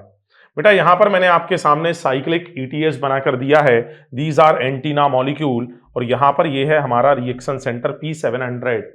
जैसे ही इस रिएक्शन सेंटर को एनर्जी मिलेगी, कौन सी वाली, 680 नैनोमीटर के ज्यादा से 700 नैनोमीटर तक की वेवलेंथ मिलेगी, देन इलेक्ट्रॉन उत्तेजित होंगे। यहां पर इलेक्ट्रॉन को एफआरएस में भेजने के लिए हमें ऊर्जा देनी पड़ी, मतलब यहां से यहां की ओर इलेक्ट्रॉन के जाने की ये जो मूवमेंट है साथियों, इसको बोलते हैं अपहिल मूवमेंट, या इसको बोलते हैं शिखरोपरि प्रवाह, क्योंकि इस दौरान इलेक्ट्रॉन निम्न विभव ऊर्जा से उच्च विभव ऊर्जा में जा रहे हैं, या इलेक्ट्रॉन अपने निम्न अपचयोपचय विभव से, आप सीधा यही याद करें, एनसीईआरटी यही लिखती है, अपने लो रेडॉक्स पोटेंशियल से अपने हाई रेडॉक्स पोटेंशियल में जा रहे हैं, इसीलिए तो हमें एनर्जी देनी पड़ी। लेकिन यहां से इलेक्ट्रॉन को इन सभी में भेजने के लिए हमें एनर्जी देने की जरूरत नहीं है, उल्टा इस दौरान ये वाला जो फ्लो चलेगा इसे बोलते हैं डाउनहिल। इस दौरान लगातार जो एनर्जी है वो इमिट आउट होगी, एनर्जी बाहर निकलेगी, और जिस भी ट्रांजिशन के दौरान इतनी एनर्जी निकल गई, जो energy adenosine diphosphate plus inorganic phosphate का बंध बनाकर एटीपी बना सके, इस दौरान फाइनली क्या होगा, इस दौरान एटीपी बन जाएगी। तो सबसे पहले P700 से जो इलेक्ट्रॉन निकला, आप देखें वो एफआरएस फेरिडॉक्सिन रिड्यूसिंग सब्सटेंस के पास पहुंचा, वहां से एफडी यानी ferredoxin, then plastoquinone. FD and PQ के बीच में एक एटीपी का संश्लेषण हुआ है, पीक्यू से वो पहुंचेगा साइटोक्रोम B6, फिर वहां से cytochrome F, B6 and F के बीच में अगेन एक एटीपी बनी है, फिर प्लास्टोसाइनिन से होते हुए इलेक्ट्रॉन वापस P700 में आ जाते हैं। पेपर में आपसे ये क्वेश्चन पूछ लिया जाएगा कि P700 जो रिएक्शन सेंटर है, या चक्रीय ईटीएस में PS1 का जो रिएक्शन सेंटर है, उसे हमें बाहर से इलेक्ट्रॉन देने की कोई जरूरत क्यों नहीं है। बाहर से इलेक्ट्रॉन इसलिए नहीं देना क्योंकि जो इलेक्ट्रॉन यहां से निकले वो वापस लौटकर P700 के पास आ गए हैं, इसलिए यहां बाहर से इलेक्ट्रॉन की सप्लाई करने की कोई आवश्यकता नहीं होती। एक और क्वेश्चन, बोले चक्रीय ईटीएस के दौरान जल का प्रकाश अपघटन क्यों नहीं होता, क्योंकि जल वो अणु है जिसको तोड़ने पर हम रिएक्शन सेंटर्स को इलेक्ट्रॉन्स की सप्लाई करते हैं। चूंकि यहां इलेक्ट्रॉन सप्लाई करने की कोई आवश्यकता नहीं है, इलेक्ट्रॉन जहां से बाहर निकले थे फाइनली इलेक्ट्रॉन फिर से वहीं पहुंच गए हैं, इसलिए हम यहां पर जल का प्रकाश अपघटन भी नहीं करते। परंतु बात करें अचक्रीय ईटीएस की, तो आप देखें नॉन साइक्लिक ईटीएस, या जिसे जेड सीम भी कहते हैं, इसमें P680 से निकलने वाला इलेक्ट्रॉन फियोफाइटिन के पास पहुंचा है, फियोफाइटिन से plastoquinone, cytochrome B6, cytochrome F, B6 and F के बीच में एक एटीपी बनी है, F से होते हुए प्लास्टोसाइनिन, एंड प्लास्टोसाइनिन से होते हुए ये जो इलेक्ट्रॉन है हमारा, ये पहुंच गया है P700 में। यार ये इलेक्ट्रॉन्स तो वापस लौटकर P680 में आए ही नहीं। जब नहीं आए तो यदि आप अचक्रीय ईटीएस को लगातार चलाना चाहते हैं, तब आपको यहां पर अचक्रीय ईटीएस के दौरान इलेक्ट्रॉन की सप्लाई को मेंटेन करना होगा। इलेक्ट्रॉन की सप्लाई को मेंटेन करने के लिए हम यहां पर ब्रेक करते हैं जल के अणुओं को। 4H2O, यहां आ रहा है ऑक्सीजन इवॉल्विंग कॉम्प्लेक्स, जिसमें manganese, chloride and cobalt present होते हैं। 4H2O ब्रेक होंगे 4H प्लस 4OH माइनस में, 4OH माइनस उदासीन होकर बना देंगे 4OH, जिनसे बनेंगे 2H2O प्लस O2 बन जाएगी, और जो 4 माइनस थे वो 4 इलेक्ट्रॉन मिल जाएंगे हमारे P680 को। तो पेपर का वही क्वेश्चन जो अभी अभी मैंने बताया था कि जल का प्रकाश अपघटन वास्तव में क्यों होता है, तो जल का प्रकाश अपघटन 2 उद्देश्यों से हो रहा है। उसमें सबसे मेन उद्देश्य है रिएक्शन सेंटर्स को इलेक्ट्रॉन की आपूर्ति कराना, व अपचयन के लिए हाइड्रोजन देना, और तीसरा जो यहां पर रहेगा, इसी काम के दौरान ऑक्सीजन उत्पन्न हो जाती है, और ये जो उत्पन्न होने वाली ऑक्सीजन है ये हमारे फोटोसिंथेसिस का एक शुद्ध उत्पाद है। ये हमारे फोटोसिंथेसिस का क्या है, एक शुद्ध उत्पाद। तो हमारा ग्लूकोज भी है, बट इसे शुद्ध उत्पाद कहा जाता है। क्यों? क्योंकि ये सीधे के सीधे सिर्फ H2O में से आया है, जबकि कार्बोहाइड्रेट का जो ग्लूकोज है उसमें CO2 का भी हिस्सा है, उसमें वाटर मॉलिक्यूल का भी हिस्सा है, वो मिक्सचर है, ये शुद्ध उत्पाद है। ठीक है, तो यहां पर P700 से इलेक्ट्रॉन जाएंगे FRS में, देन FD में, FD के पास यहां मौजूद है FNR, या इसका फुल फॉर्म है फेरिडॉक्सिन NADP रिडक्टेज एंजाइम। यहां पर मौजूद है 2 NADP प्लस। ये FNR जो है ना, ये 2 NADP प्लस का अपचयन करेगा। अरे भाई, अपचयन करने के लिए इलेक्ट्रॉन चाहिए, अपचयन करने के लिए प्रोटॉन चाहिए। तो जल के प्रकाश अपघटन से जो 4 H प्लस यहाँ बने थे, उन्हें हमने यहाँ भेजा, और जब ये 4 H प्लस यहाँ आए हैं FNR के पास में, देन यहाँ पर क्या होगा, 2 इलेक्ट्रॉन इस 2 प्लस को खत्म करेंगे, 2 इलेक्ट्रॉन यहाँ से 2 H प्लस के प्लस को खत्म करेंगे, और बनेगा 2 NADPH। यहाँ के 2 H प्लस बच गए हैं, इसलिए यहाँ बचा है 2 NADP plus plus 2 H plus. याद रखें, जब भी पेपर में या जब भी NCERT लिखती है तो वो ऐसा लिख देती है NADPH प्लस H प्लस। एक के लिए मैंने यहाँ 2 के लिए 2 लिखा है, तो जहां जहां फोटोसिंथेसिस में वो NADPH बनाते हैं, वहां साथ में ब्रैकेट में या साथ में प्लस करके H प्लस भी लिख देते हैं। तो आप कंफ्यूज ना हो, वो इसलिए क्योंकि हमारे पास 4 इलेक्ट्रॉन थे, 4 में से 2 इलेक्ट्रॉन ने इसका और 2 इलेक्ट्रॉन ने यहाँ 2 H प्लस का अपचयन कर दिया, और उससे फाइनली बना 2 NADPH। ये है हमारा आचक्री ETS। साथियों, यहां पर यदि मैं बात करूं,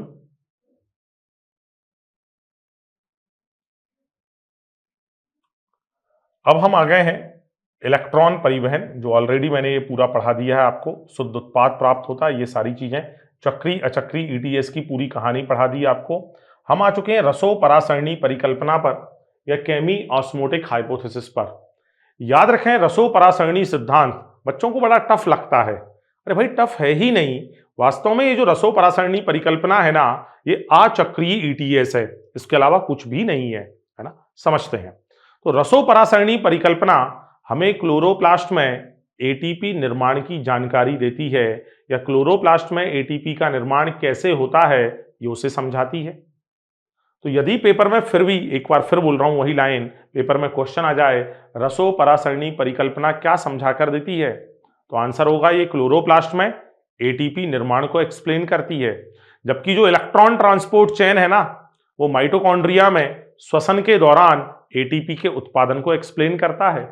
यहां पर बेटा, ये जो परिकल्पना के द्वारा यदि हमें ATP का निर्माण करना है, तो हमें एक प्रोटॉन की प्रवणता, प्रोटॉन के ग्रेडियंट को उत्पन्न करना होगा।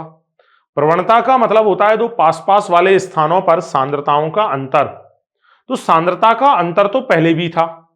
प्रारंभिक स्थिति में H प्लस आयनों की जो सांद्रता है वो क्लोरोप्लास्ट के स्ट्रोमा में ज्यादा और थाइलेकॉइड के ल्यूमेन में कम। थाइलेकॉइड यानी सिक्का, सिक्के के अंदर का स्पेस ल्यूमेन।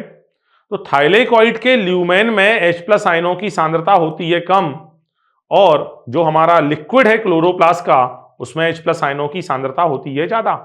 हमें इस प्रवणता के स्थान पर एक नई प्रवणता स्थापित करनी है जिसमें ल्यूमेन में H प्लस आयनों की सांद्रता ज्यादा हो और स्ट्रोमा में H प्लस आयनों की सांद्रता कम हो।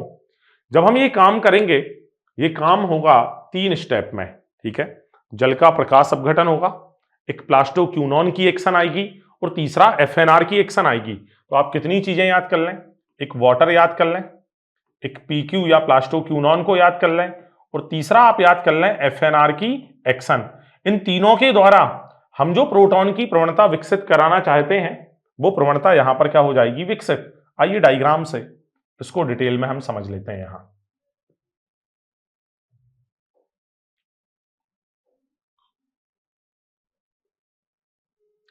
सबसे पहले ये जो हमारा थाइलेकॉइड है, उस थाइलेकॉइड की मेम्ब्रेन पर आप देख पा रहे होंगे रिएक्शन सेंटर P680 प्रेजेंट है। जब इसको सनलाइट मिलेगा तो सनलाइट मिलने पर इसके इलेक्ट्रॉन जंप होकर पहुंचते हैं फियोफाइटिन के पास में। Pheophytin which is a first electron acceptor, जो अचक्रीय ETS के दौरान इलेक्ट्रॉन का प्रथम ग्राही है। लेकिन हमें यह भी पता है ये इलेक्ट्रॉन वापस लौटकर P680 के पास आने वाले नहीं हैं, इसलिए सबसे पहली स्टेप यहां पर होगी और जल का ऑक्सीकरण या जल का अपघटन कराया जाएगा। कहां पर, ल्यूमेन की झिल्ली की सतह पर, वो भी अंदर की ओर। जब ये अपघटन होगा तो यहां पर प्रोड्यूस होने वाले हैं H प्लस।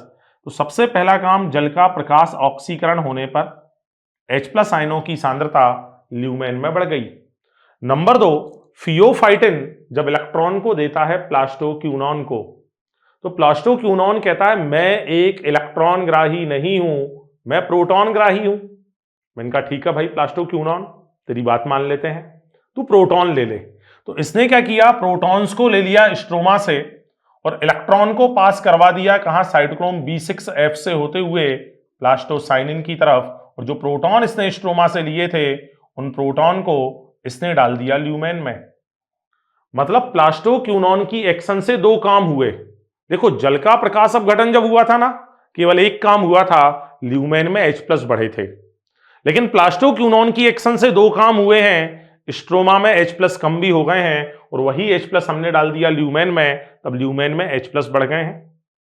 यह अब इलेक्ट्रॉन प्लास्टोसाइनिन से होते हुए पहुंचते हैं P700 के पास में, यहां सतह पर मौजूद होता है झिल्ली की सतह पे फेरिडोक्सिन FNR, जो NADP+ को NADPH में बदलेगा।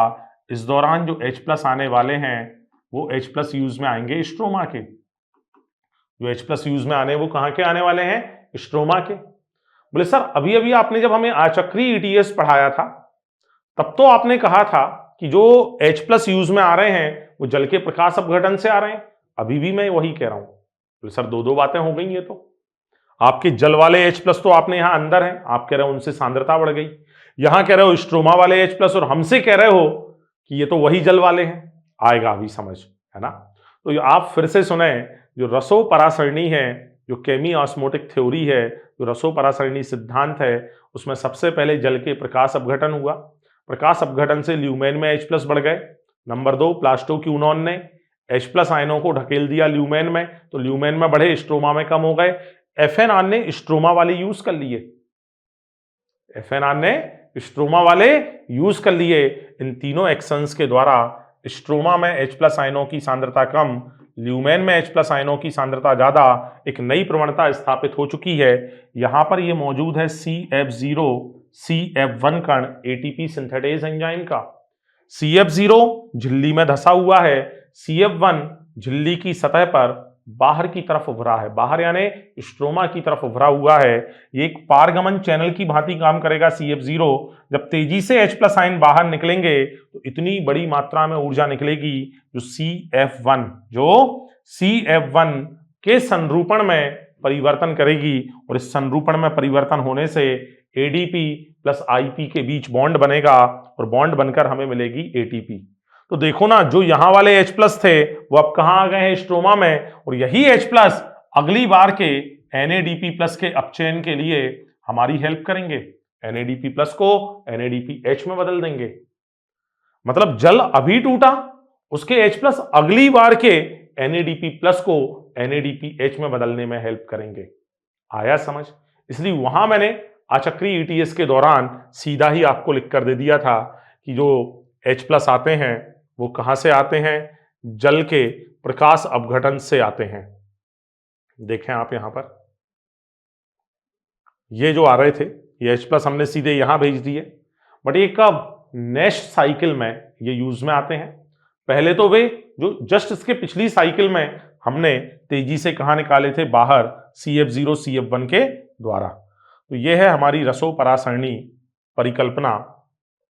अब हम आ जाते हैं कि भाई ATP व NADPH कहां उपयोग होते हैं। बेटा, ATP व NADPH चक्रीय व अचक्रीय ETS के दौरान, चक्री में सिर्फ ATP, अचक्री में ATP व NADPH दोनों, इनका संश्लेषण हुआ और इनका उपयोग होगा डार्क रिएक्शन में, ग्लूकोज सिंथेसिस में। अतः हम इसीलिए कहते हैं कि डार्क अभिक्रिया अप्रत्यक्ष रूप से प्रकाश अभिक्रिया पर निर्भर करती है या सूर्य के प्रकाश पर निर्भर करती है। यदि लंबे समय तक सूर्य का प्रकाश ना रहे तो डार्क रिएक्शन नहीं होगी। क्यों? क्योंकि जब सूर्य का प्रकाश नहीं था तो प्रकाश अभिक्रिया नहीं हो पाई। प्रकाश अभिक्रिया का ATP NADPH जब उपस्थित रहेगा तब जाके ही हमारी जो डार्क रिएक्शन है वो संपन्न होगी, क्योंकि डार्क रिएक्शन में ATP NADPH के अतिरिक्त CO2 व जल, इन अणुओं पर वो निर्भर करती है। बेटा, अब हम आ रहे हैं C3 C4 प्लांट और उनकी साइकिल्स पर। तो द्वितीय विश्व युद्ध, जिसमें परमाणु बम, रेडियो एक्टिव मटेरियल्स का यूज हुआ था, वो उपयोग जो था परमाणु बम बनाने में, रेडियो सक्रिय समस्थानिकों का जो उपयोग था वो मानव सभ्यता के लिए एक हानिकारक उपयोग था। तो द्वितीय विश्व युद्ध के बाद हम इन रेडियो सक्रिय समस्थानिकों का एक लाभदायक उपयोग पढ़ने वाले हैं। वो लाभदायक उपयोग सबसे पहले किया मेल्विन केल्विन ने। इन्होंने C14 समस्थानिक का प्रयोग कर हमें यह बता दिया कि पादपों में प्रकाश संश्लेषण के दौरान प्रथम स्थायी उत्पाद 3 कार्बन वाला कंपाउंड बनता है। इन्होंने क्या बता दिया? पादपों में फोटोसिंथेसिस के दौरान फर्स्ट स्टेबल प्रोडक्ट 3 कार्बन वाला बनता है, जिसका नाम है 3-फॉस्फोग्लिसरिक एसिड। फिर कुछ और वैज्ञानिक आए जो मैं आगे बहुत डिटेल में पढ़ाने वाला हूं। उन वैज्ञानिकों ने ये बता दिया हमें कि सभी पादपों में प्रथम स्थायी उत्पाद 3 कार्बन वाला नहीं बनता। कुछ पादपों में प्रथम स्थायी उत्पाद 4 कार्बन वाला कंपाउंड बनेगा, जिसका नाम है ऑक्सैलो एसिटिक एसिड। यहां पर ये 3-PGA बनाने के लिए जो CO2 का प्रथम ग्राही है उसका नाम है RUBP, राइबुलोज 1,5 बाइफॉस्फेट, जबकि यहां पर जो CO2 का प्रथम ग्राही है वो है फॉस्फोइनॉल पायरुवेट, या जिसे PEP कहा जाता है। तो यहां पर हम CO2 उपयोग के जो चरण हैं उन्हें हम समझेंगे। ये प्राथमिक ग्राही मैंने आपको बता दिए। आइए केल्विन साइकिल को स्टार्ट करें। तो ये है आपके सामने केल्विन साइकिल। बेटा वैज्ञानिक है मेल्विन केल्विन। इन्होंने क्लोरेला, जो कि एक कोशिकीय हरी शैवाल है, इस पर प्रयोग करके CO2 के उपयोग या CO2 के स्वांगीकरण का हमें चक्र दे दिया। सबसे पहले मेल्विन केल्विन, क्लोरेला, और ये प्रयोग इन्होंने किए कैलिफोर्निया यूनिवर्सिटी में। इस प्रयोग के लिए इन्होंने जो CO2 ली, उस CO2 में जो कार्बन लिया वो 14 ग्राम वजन वाला लिया, मतलब इन्होंने कार्बन का एक समस्थानिक ले लिया। साथ ही साथ इन्होंने क्लोरेला को निश्चित समय अंतराल पर मारने के लिए गर्म इथेनॉल का प्रयोग किया। बोले ये क्यों? भाई इन्होंने बहुत सारे फ्लास्क में एक कोश की हरी शैवाल क्लोरेला को अपनी लेबोरेटरी में प्लेस किया, सेटअप जमाया, एक नली के द्वारा सारी क्लोरेला को C14 CO2 प्रदान की गई। और अब जब 5-5 मिनट या 2-2 मिनट में जब ये क्लोरेला को मारेंगे तो मारने पर फोटोसिंथेसिस जिस स्टेप में चल रहा होगा उसी स्टेप में वो फोटोसिंथेसिस रुक जाएगा। तो जिस स्टेप में जैसे ही वो फोटोसिंथेसिस रुकेगा वैसे ही ये उस क्लोरेला में चेक करेंगे कि कार्बन 14 वाले कितने कंपाउंड हैं, मतलब वो कंपाउंड अभी अभी नए नए संश्लेषित हुए हैं। इस तरह से इन्होंने बहुत सारी बार क्लोरेला पर गर्म इथेनॉल का प्रयोग कर इस चक्र को प्राप्त किया। बेटा ये जो चक्र है इसमें एक एंजाइम मैंने लिखा है रुबिस्को। इसका फुल फॉर्म है ribulose bisphosphate carboxylase oxygenase, RUBP जो प्रथम ग्राही है। ये 5 कार्बन वाला कंपाउंड है। इसके हमने 6 अणु यहां पर ले लिए। थोड़ा सा बड़ा कर देता हूं इसको। 6 अणु हमने लिए। 6 CO2 रुबिस्को की प्रेजेंस में इसके साथ जुड़ के यहां फॉर्म करेंगे 3-फॉस्फोग्लिसरिक एसिड। बेटा 3-फॉस्फोग्लिसरिक एसिड जो है वो 3 कार्बन वाला कंपाउंड है। क्योंकि यहां टोटल कार्बन हो गए 36, आप देखें 30 कार्बन RUBP के एंड 6 कार्बन CO2 के, दैट इज 3 कार्बन वाले 12 अणु हमें मिलेंगे। तो यहां हो जाएंगे टोटल हमारे पास में 12 गुणा 3 36 कार्बन। और अब ये 3-PGA को बदलेंगे 1,3 डाई PGA में, 1,3 डाई फॉस्फोग्लिसरिक एसिड में। PGA को PGA में ही बदला, केवल यहां पहले नंबर कार्बन पर फॉस्फेट था, वहां पहले और तीसरे नंबर कार्बन पे फॉस्फेट है। तो यहां पर जो ATP है वो बदलेगा ADP में। तो 12 अणु ATP के यहां उपयोग में आने वाले हैं। जब हमारा 3-PGA बदलेगा 1,3 डाई PGA में, तो 12 ATP के अणुओं का क्या होगा? उपयोग। अगले चरण में 1,3 डाई PGA से बनेगा 1,3 डाई PGAL, मतलब एसिड से एल्डिहाइड बना। एसिड से एल्डिहाइड बनने के दौरान 12 अणु NADPH के उपयोग में आएंगे। एक साथ 2 कंपाउंड बनेंगे DHAP di hydroxy acetone phosphate व 3-फॉस्फोग्लिसरैल्डिहाइड। ये दोनों आपस में मिलकर सीरीज ऑफ रिएक्शन के थ्रू ग्लूकोज के एक अणु का संश्लेषण करेंगे और इन्हीं दोनों के कुछ अणु आपस में मिलकर राइबुलोज 5-फॉस्फेट बना देते हैं। राइबुलोज 5-फॉस्फेट ATP का यूज करके राइबुलोज 1,5 बाइफॉस्फेट को यहां पर बनाने वाला है। बेटा यहां पर जो हमारी C3 साइकिल है, इस C3 साइकिल में 3 चरण होते हैं। सबसे पहला जो चरण है वो है कार्बोक्सिलेशन, दूसरा जो चरण है उसका नाम है रिडक्शन या अपचयन, और तीसरा जो चरण है उसका नाम है रीजनरेशन या इसको बोलते हैं पुनरुद्भवन। यहां पर पुनरुत्पादन करवाएंगे हम हमारे आरयूबीपी का। तो कार्बोक्सिलेशन का जो चरण है या जिसे CO2 स्थिरीकरण बोलते हैं, ये वाला चरण हमारा यहां से लेकर, देखिए यहां मैं लाइन डाल देता हूं, यहां से लेकर 3PGA बनने तक की जो घटना है ये है नंबर 1 कार्बोक्सिलेशन का चरण। यहां कार्बोक्सिलेशन होने के बाद से लेकर ग्लूकोज बनने तक की जो अभिक्रियाएं हैं ये है नंबर 2, मतलब ये हो जाएगा हमारा यहां पर रिडक्शन। और ये वाला जो चरण है यहां से लेकर यहां तक का ये है नंबर 3, जिसे बोलते हैं पुनरुत्पादन, जिसमें हम पुनः आरयूबीपी को बना देते हैं। तो राइबुलोज 5 फॉस्फेट से आरयूबीपी का बनना ये कहलाता है हमारा रीजनरेशन। टोटल बेटा यदि मैं एटीपी की चर्चा करूं यहां पर, तो जो हमारी C3 साइकिल है आप देखेंगे इस C3 साइकिल में 6 CO2 एंटर हुए हैं। इनके एंटर होने पर हमने 18 ATP, 12 यहां पर 3PGA को 1,3 डाईपीजीएम बदलने में, और 6 यहां पर राइबुलोज 5 को राइबुलोज 1,5 बाईफॉस्फेट में बदलने में, प्लस 12 NADPH हमने उपयोग किए। तो 18 ATP प्लस 12 NADPH। यहां कुछ इंपॉर्टेंट क्वेश्चन बनेंगे। आप देखें ये ATP और NADPH की जो आवश्यकता है वो आवश्यकता है हमें 3:2 के रेशो में। बेटा जो चक्रीय ETS होता है इसमें एक बार में बनती है 2 ATP, आचक्रीय ETS में एक बार में बनती है 1 ATP प्लस 2 NADPH बनते हैं। आप यहां देखें आचक्रीय के दौरान ATP NADPH दोनों बन रहे हैं, तो पहले मैंने आचक्रीय को चलाया, मुझे कितने N चाहिए 6, तो 12 चाहिए, तो मैंने 6 बार आचक्रीय को चलाया, 6A प्लस 12N बन चुके हैं, ये वाले 12N की आपूर्ति हो गई।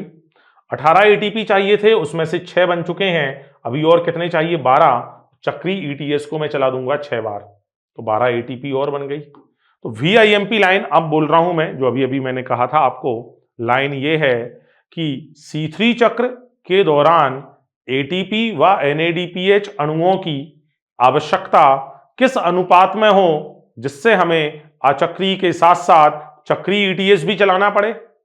एक बार चाहो तो रिवर्स करके क्वेश्चन सुन लो, फिर बोल देता हूं नहीं तो, कि भाई C3 साइकिल में ATP व NADPH के अणुओं की आवश्यकता किस अनुपात में हो जिससे हमें अचक्रीय के साथ साथ चक्रीय ETS को भी चलाना पड़े, तो आंसर होगा 3:2। अगला क्वेश्चन और मजेदार है, क्वेश्चन रहेगा कि किस अनुपात में ATP व NADPH की आवश्यकता हो जिससे हमें चक्रीय ETS चलाने की आवश्यकता ही ना पड़े, तो आंसर आएगा 1:2। यदि वो आवश्यकता 1:2 के रेशो में रही कि भाई ATP चाहिए है केवल 6 और NADPH चाहिए है 12, ये हो गया ना 6 एकम 6 6 दूनी 12 1:2, तो आप केवल 6 बार चक्री चला दो। बोले सर कोई और रेशो, आ जाओ और लेते हैं भाई, 12A चाहिए 24N चाहिए, रेशो अभी भी 1:2 है, मतलब यदि ATP व NADPH की आवश्यकता 1:2 में होती तो अचक्रीय ETS की कोई आवश्यकता हमें नहीं होती, लेकिन ये आवश्यकता 3:2 में है, और यही इनका ऊर्जा की आवश्यकता का यही अंतर चक्रीय ETS चलाने का बहुत बड़ा कारण है। यहां पर पहले C4 प्लांट NCERT ने पढ़ा है, मैं पढ़ाऊंगा, बट पहले चलते हैं प्रकाश श्वसन पर, फोटो रेस्पायरेशन पर चलते हैं। बेटा हमारे C3 प्लांट का जो मेन एंजाइम है रुबिस्को, जो इस जैव मंडल में सबसे ज्यादा मात्रा में मिलने वाला प्रोटीन है, इस रुबिस्को का फुल फॉर्म है, देखें आप, लिखा है ribulose bisphosphate carboxylase oxygenase. Carboxylase oxygenase का मतलब यह है इसमें CO2 से जुड़ने के लिए भी सक्रिय स्थल मौजूद है, इसमें O2 या ऑक्सीजन से जुड़ने के लिए भी सक्रिय स्थल मौजूद है, दोनों के लिए सक्रिय स्थल है। तो कब ये CO2 से जुड़ेगा कब O2 से जुड़ेगा, ये निर्भर करेगा CO2 व O2 की सापेक्षिक सांद्रताओं पर। तो यहां पर जब CO2 की सांद्रता O2 से ज्यादा अथवा बराबर होगी तब एंजाइम काम करेगा कार्बोक्सिलेज के समान, और जब एक कार्बोक्सिलेज के समान काम करेगा तो हमारी चलेगी C3 साइकिल। और C3 साइकिल चलेगी तो एटीपी व NADPH के उपयोग के द्वारा ग्लूकोज का संश्लेषण होगा। लेकिन यदि ऐसा हो जाए कि O2 की सांद्रता ज्यादा और CO2 की सांद्रता कम, इस दौरान ये बिहेव करेगा ऑक्सीजनेज का, ये गुलाटी मार देगा। अब ये CO2 से नहीं जुड़ेगा, ये तो सांद्रता ज्यादा हो गई O2 की, O2 से जुड़ेगा और O2 से जुड़ने पर ये ATP व NADPH को खर्च करेगा, लेकिन ग्लूकोज यहां बनने वाला नहीं है। तो यहां पर क्या होगा, आप देखें कि जब हमारा प्रथम ग्राही RUBP O2 से जुड़ेगा तो फास्फोग्लिसरेट व फास्फोग्लाइकोलेट, 3 कार्बन वाला अणु है फास्फोग्लिसरेट, 2 कार्बन वाला अणु है फास्फोग्लाइकोलेट। RUBP में थे टोटल 5 कार्बन, ऑक्सीजन में कोई कार्बन है ही नहीं, तो यहां 3 कार्बन प्लस 2 कार्बन वाला अणु यहां पर मिल गया। तो इस दौरान ये जो फोटो रेस्पायरेशन हुआ, ये एक हानिकारक प्रक्रिया है। इस हानिकारक प्रक्रिया के द्वारा C3 पादपों का जो उत्पादन है, जो उनकी प्रोडक्टिविटी है, वो प्रभावित होती है, वो कम हो जाती है। पेपर में यदि पूछ ली किन कोशिकांगों में चलता है, CPM, C for chloroplast, P for peroxisome, M for mitochondria. तो CPM क्लोरोप्लास्ट, पेरोक्सिसोम व माइटोकॉन्ड्रिया में यह प्रक्रिया संपन्न होती है। C4 पादप जो हैं वो अच्छे होते हैं। क्यों अच्छे होते हैं C4 पादप? क्योंकि उनमें प्रकाश श्वसन नहीं होता, क्योंकि उनमें इस तरह की ये हानिकारक वाली घटना नहीं होती। क्यों नहीं होती, आइए समझते हैं। बेटा C4 प्लांट उष्ण कटिबंधीय क्षेत्रों में पाए जाने वाले प्लांट हैं हमारे। इनमें प्रथम स्थायी उत्पाद 4 कार्बन वाला ऑक्सैलो एसिटिक एसिड बनता है। इनमें पाई जाती है क्रांज एनाटॉमी। क्रांज का मतलब है छल्ला या रिंग या मणिका रूपी छल्ला, एक रिंग आ जाएगा, ठीक है। आइए समझते हैं कि वास्तव में ये क्रांज क्या है। तो इनकी पत्तियों में 2 प्रकार की सेल में 2 प्रकार के क्लोरोप्लास्ट पाए जाते हैं। C3 प्लांट में जो पत्ती थी उसकी सेल मीजोफिल सेल, उसके क्लोरोप्लास्ट में हमने फोटोसिंथेसिस कराया, बट यहां मीजोफिल के साथ साथ बंडल शीथ में भी हम फोटोसिंथेसिस कराएंगे। बंडल शीथ जो वास्कुलर बंडल के चारों ओर मिलती हैं। तो मीजोफिल सेल जो है, इसके क्लोरोप्लास्ट आकार में छोटे, मीजोफिल के क्लोरोप्लास्ट आकार में छोटे परंतु ग्रेनल होते हैं, मतलब सिक्कों की ढेरी होती है। लेकिन बंडल शीथ के क्लोरोप्लास्ट आकार में बड़े लेकिन ग्रेनल होते हैं, उनमें ग्रेना नहीं पाए जाते, सिक्कों की ढेरी नहीं पाई जाती। आप जानते हो सिक्कों की ढेरी के बीच में ही PH2 मिलता है। चूंकि यहां ग्रेना है तो PS1 व PS2 दोनों मिलेंगे, वहां ग्रेना मौजूद नहीं है, केवल और केवल PS1 मिलेगा। जब यहां PS1 PS2 दोनों है तो चक्री व अचक्री ETS रहेगा। अचक्री के दौरान जल का प्रकाश अपघटन होगा, ऑक्सीजन पैदा हो जाएगी। चूंकि यहां ऑक्सीजन पैदा हो रही है तो यहां पर हम रुबिस्को को रखने वाले नहीं है, यहां पर हम एक एंजाइम को रखेंगे जिस एंजाइम का नाम है पेप्केज। तो मीजोफिल सेल में हम किसको रखने वाले हैं, पेप्केज को। जबकि जो बंडल शीथ सेल है, चूंकि वहां ऑक्सीजन का उत्पादन नहीं हो रहा है, जब ऑक्सीजन पैदा ही नहीं हो रही, रुबिस्को बदमाशी किसमें कर रहा था, ऑक्सीजन की प्रेजेंस में। जब ऑक्सीजन है ही नहीं बंडल शीथ में, वहां पर हमने रख दिया रुबिस्को को, तो रुबिस्को की हेल्प से यहां चलेगी C3 साइकिल, पेप्केज की हेल्प से यहां चलेगी C4 साइकिल। तो आप यहां पर देखें, ये हमने यहां पर ले ली है हमारी मीजोफिल सेल और ये हमने यहां पर ले ली है bundle sheath cell. Mesophyll cell में सबसे पहले फॉस्फोइनॉल पायरुवेट, ये फॉस्फोइनॉल पायरुवेट 3 कार्बन वाला अणु है जो C4 प्लांट में CO2 का प्रथम ग्राही है। ये CO2 को लेगा in the presence of pepcase enzyme और बदल देगा 4 कार्बन वाले कंपाउंड ऑक्सैलो एसिटिक एसिड में। इसे हम C4 अम्ल भी बोलते हैं। Oxalo acetic acid malic acid में बदलेगा, ये भी 4 कार्बन वाला ही अम्ल है, इसे भी C4 एसिड ही NCERT लिख कर देती है। बेटा ये जो मैलिक एसिड है, जब ये बनेगा इस दौरान 12 NADPH खर्च होते हैं। मैलिक एसिड पहुंचेगा बंडल शीथ सेल में, जहां पर मैलिक टूटेगा, 4 कार्बन वाला कंपाउंड टूटेगा 3 कार्बन वाले पायरुविक एसिड में, जिसका फार्मूला है C3H4O3। पायरुविक एसिड जब बना, चूंकि यहां 4 थे, यहां 3 कार्बन है, तो यहां आप देखें CO2 बाहर हो गई। इस CO2 का उपयोग कौन कर लेगा, रुबिस्को, और रुबिस्को यहां चला देगा C3 साइकिल, और फाइनली C3 साइकिल के दौरान यहां पर हमारे ग्लूकोज का क्या हो जाएगा, उत्पादन। बेटा जो यहां NADPH खर्च हुए थे, वही NADPH मैलिक से पायरुविक बनने के दौरान पुनः फॉर्म हो जाते हैं। इसलिए इन NADPH को मैं ऊर्जा की गणना में शामिल करने वाला नहीं हूं। पायरुविक एसिड वापस से लौट कर आ जाएगा मीजोफिल सेल में और 12 ATP का उपयोग करके बदल जाएगा फॉस्फोइनॉल पायरुवेट में। तो C4 प्लांट में आप देखें C3 साइकिल तो चल ही रही है। जब C4 प्लांट में C3 साइकिल चल रही है तो यहां पर जो C3 प्लांट को एनर्जी लगती है ना, 18 ATP प्लस 12 NADPH, ये देखो मैंने लिख भी दिया फिर से। C3 प्लांट को जो एनर्जी लगती है वो क्या है, 18 ATP प्लस 12 NADPH। ये तो C4 प्लांट को भी लगेगी, लेकिन C4 प्लांट को इस ऊर्जा के अलावा ये वाले जो 12 ATP है ना, जब पायरुविक एसिड हमारा फॉस्फोइनॉल पायरुवेट में बदल रहा है उस दौरान के जो 12 ATP हैं वो यहां पर एक्स्ट्रा आ जाएंगे। आ रहा है इतना समझ? तब बच्चे कहेंगे सर फिर C4 अच्छे कैसे हुए? आप कह रहे थे C4 अच्छे हैं।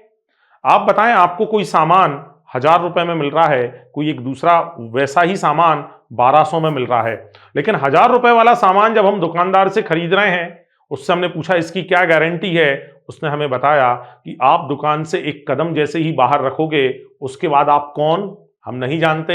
ये सामान हमारी दुकान से खरीदा या नहीं ये भी हम नहीं जानते, लेकिन हाँ आप ये 1200 वाला आइटम यदि लोगे तो इसमें आपको 2 साल की गारंटी भी मिलने वाली है।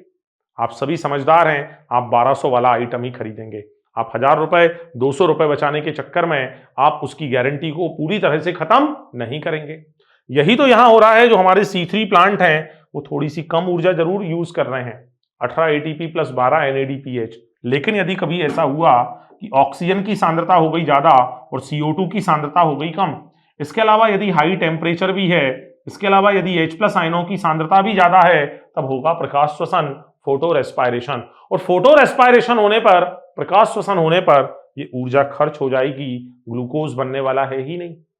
यहां हम केवल 12 ATP खर्च करके हम एक चीज श्योर कर रहे हैं, वो श्योर ये कर रहे हैं कि रुबिस्को के स्थल पर, किसके स्थल पर, रुबिस्को जो है हमारा, इस रुबिस्को के स्थल पर, रुबिस्को के स्थल पर हम CO2 की सांद्रता को, रुबिस्को के स्थल पर हम CO2 की सांद्रता को बढ़ा रहे हैं, जिससे केवल और केवल यहां पे C3 साइकिल चले और केवल किसका निर्माण हो, ग्लूकोज का निर्माण हो। कौन सुनिश्चित कर रहा है C3 प्लांट के रुबिस्को के लिए ये सांद्रता? ये सुनिश्चित कर रहा है हमारा मैलिक एसिड। मैंने शायद अभी बोल दिया C3 प्लांट, नहीं, C4 प्लांट के ये जो रुबिस्को है जो C3 साइकिल को यहां प्रोसीड करेगा, इसके लिए CO2 की सांद्रता कौन सुनिश्चित करवा रहा है? जब हमारा मैलिक एसिड टूटकर बदल रहा है किसमें, पायरुविक एसिड में, इस दौरान ये सांद्रता जो है वो सुनिश्चित हो रही है, यहां फोटो रेस्पायरेशन होने वाला नहीं है। तो C4 पादप अच्छे हैं क्यों? क्योंकि उनमें प्रकाश श्वसन नहीं होता, नंबर 1। नंबर 2, वे उच्च ताप पर भी फोटोसिंथेसिस कर लेते हैं। और एक और चीज आगे बताऊंगा कि वे CO2 की कम सांद्रता में, CO2 की कम सांद्रता में भी फोटोसिंथेसिस कर सकते हैं। ये मैं आपको वहां पर सिखाने वाला हूं। तो चलें आगे चलते हैं। फोटो रेस्पायरेशन तो अभी मैंने आपको पढ़ा ही दिया है। ये टेबल आप लोग भरें और इससे संबंधित कोई भी क्वेश्चन हो तो आप पूछ लें। बेटा, प्रकाश संश्लेषण को प्रभावित करने वाले कारक या फैक्टर्स हमें पढ़ने हैं। तो प्रकाश संश्लेषण को प्रभावित करने वाले कारक 2 कैटेगरीज में डिवाइड हैं। आंतरिक कारक या इन्हीं को बोलते हैं पादप कारक, दूसरे होते हैं बाह्य कारक या पर्यावरणीय कारक। सबसे पहले आंतरिक कारकों को समझें तो आंतरिक कारकों में आता है number of leaf, size of leaf, age of leaf, orientation of leaf, number of mesophyll cell, number of chloroplast, amount of chlorophyll and internal CO2 concentration. Total 8 चीजें हैं। पत्ती नंबर की संख्या, पत्ती का आकार, पत्ती की आयु, पत्ती का अभिविन्यास, मीजोफिल की संख्या, क्लोरोप्लास्ट की संख्या, क्लोरोफिल की मात्रा व आंतरिक CO2 की सांद्रता। ये 8 चीजें हैं जो आंतरिक कारकों में आती हैं। ठीक है। बाह्य कारकों की चर्चा करूं तो इसमें 4 चीजें हैं, light, temperature, CO2 and water. बेटा, एक वैज्ञानिक आया 1905 में, ब्लैकमैन ने हमें लॉ ऑफ लिमिटिंग फैक्टर दिया, सीमाकारी कारकों का नियम दिया। ब्लैकमैन ने हमें बताया जब भी किसी जैव रासायनिक अभिक्रिया पर एक साथ साथ अनेक कारकों का प्रभाव पड़ता है, तब उन सभी कारकों में से जो कारक सबसे कम मात्रा में होता है वो उस अभिक्रिया की दर का निर्धारण करेगा। मान लीजिए आपके पास आपके घर पर 10 लीटर पानी है। आपके पास 100 ग्राम शक्कर रखी है लेकिन नींबू केवल 1 है, तो नींबू पानी कितना बनेगा इसका निर्धारण पानी या शक्कर से होने वाला नहीं है। इसका निर्धारण चूंकि नींबू सबसे कम संख्या में है उससे यह निर्धारण होगा। तो ब्लैकमैन ने 1905 में हमें बताया कि जब भी किसी जैव रासायनिक अभिक्रिया पर एक साथ साथ अनेक कारकों का प्रभाव पड़ता है तो वह कारक जो सबसे कम मात्रा में है वो अभिक्रिया की दर का निर्धारण करेगा, उसको डिसाइड करेगा। चलिए सबसे पहले हम पढ़ते हैं प्रकाश का प्रभाव। यही ग्राफ मैं यहां पर ड्रॉ कर दूंगा, ये प्रकाश के लिए है। बेटा जब हम प्रकाश संश्लेषण को प्रभावित करने वाले कारक के रूप में लेते हैं तब हमें प्रकाश के 3 गुणों को समझना होगा। वो है QIP, quality of light, intensity of light and photo period of light. Quality यानी प्रकाश की गुणवत्ता, इंटेंसिटी यानी तीव्रता, फोटो पीरियड यानी प्रकाश का दीप्ति काल। यहां पर यदि हम ग्राफ को ड्रा करें, ग्राफ को ड्रा करने के लिए हमने क्या किया, यहां पर जो हमारी एक्स एक्सिस है यहां पर हमने ले लिया इंटेंसिटी ऑफ लाइट को, और जो वाई एक्सिस है यहां पर हमने ले लिया है रेट ऑफ फोटोसिंथेसिस को। ठीक है, हमें जो ग्राफ मिला वो कुछ इस तरह का ग्राफ मिला। ग्राफ के 3 पार्ट हम यहां कर देते हैं। एक हो जाएगा हमारे ग्राफ का OA पार्ट, ग्राफ का AB पार्ट और ग्राफ का BC पार्ट। बेटा ग्राफ का जो OA पार्ट है इसमें आप देखें जैसे जैसे हम इंटेंसिटी ऑफ लाइट को बढ़ा रहे हैं वैसे वैसे रेट ऑफ फोटोसिंथेसिस भी बढ़ती जा रही है। सीमाकारी कारकों के नियम ने हमें क्या बताया था, वह कारक जो न्यूनतम मात्रा में होगा, कम मात्रा में होगा, वही अभिक्रिया की दर का निर्धारण करेगा। तो यहां पर ग्राफ के OA हिस्से में प्रकाश की तीव्रता बढ़ाने पर रेट ऑफ फोटोसिंथेसिस इंक्रीज हो रहा है, मतलब इस हिस्से में इंटेंसिटी ऑफ लाइट जो है वो सीमाकारी थी। क्योंकि सीमाकारी थी तभी तो उसको बढ़ाने पर प्रकाश की संश्लेषण की दर जो है उसके मान में वृद्धि हो रही है। यदि कोई दूसरा कारक सीमाकारी होता तो इंटेंसिटी को बढ़ाने पर प्रकाश संश्लेषण बढ़ने वाला नहीं था। तो जो कारक की मात्रा बढ़ाने पर प्रकाश संश्लेषण का मान बढ़ना चालू हो जाए, उसकी दर बढ़ना चालू हो जाए, आप समझ लेना उस समय वही कारक सीमाकारी था।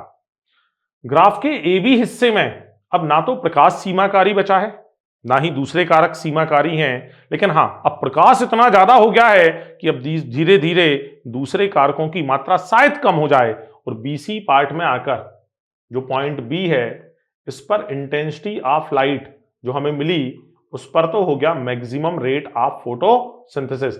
यहां इंटेंसिटी ऑफ लाइट को अब हम बढ़ाएं भी तो बढ़ाने पर रेट ऑफ फोटोसिंथेसिस बढ़ने वाली नहीं है, क्योंकि इस स्थिति में जो अन्य कारक हैं वे अन्य कारक सीमाकारी हो चुके हैं। NCERT ने हमें जो ग्राफ पढ़ाया है ऊपर वो केवल यहीं तक का ग्राफ पढ़ा के दे रखा है। अपन इस ग्राफ को थोड़ा सा और आगे ले जा सकते हैं कि यदि और ज्यादा हम इंटेंसिटी को बढ़ाएंगे तो ये ग्राफ एक्स एक्सिस को भी टच कर जाएगा, रेट ऑफ फोटोसिंथेसिस 0 हो जाएगी। क्यों? क्योंकि भाई जब लगातार इंटेंसिटी बढ़ाओगे तो क्लोरोफिल का, उसके वर्णकों का प्रकाश अपघटन हो जाएगा, और प्रकाश अपघटन होगा तो फोटोसिंथेसिस जो है वो खत्म हो जाएगा। यहां आइए देखें यहां पर CO2 की सांद्रता को। वातावरण में जो CO2 की सांद्रता है साथियों वो 300 से 400 ppm है। वातावरण में जो CO2 की सांद्रता है वो 300 से 400 ppm की सांद्रता है। जो हमारे C3 प्लांट हैं उनको जो CO2 चाहिए है वो CO2 चाहिए C3 प्लांट के लिए 450 ppm के आसपास, है ना, और C4 प्लांट को जो चाहिए वो चाहिए 360 ppm। तो आप देखें C4 को चाहिए 360 ppm, यहां तो 400 है, मतलब उनके लिए वायुमंडल की CO2 पर्याप्त है। लेकिन जो C3 प्लांट हैं उनको चाहिए है 450 ppm, 450 माइक्रोलीटर पर लीटर, उनके लिए ये सांद्रता पर्याप्त नहीं है।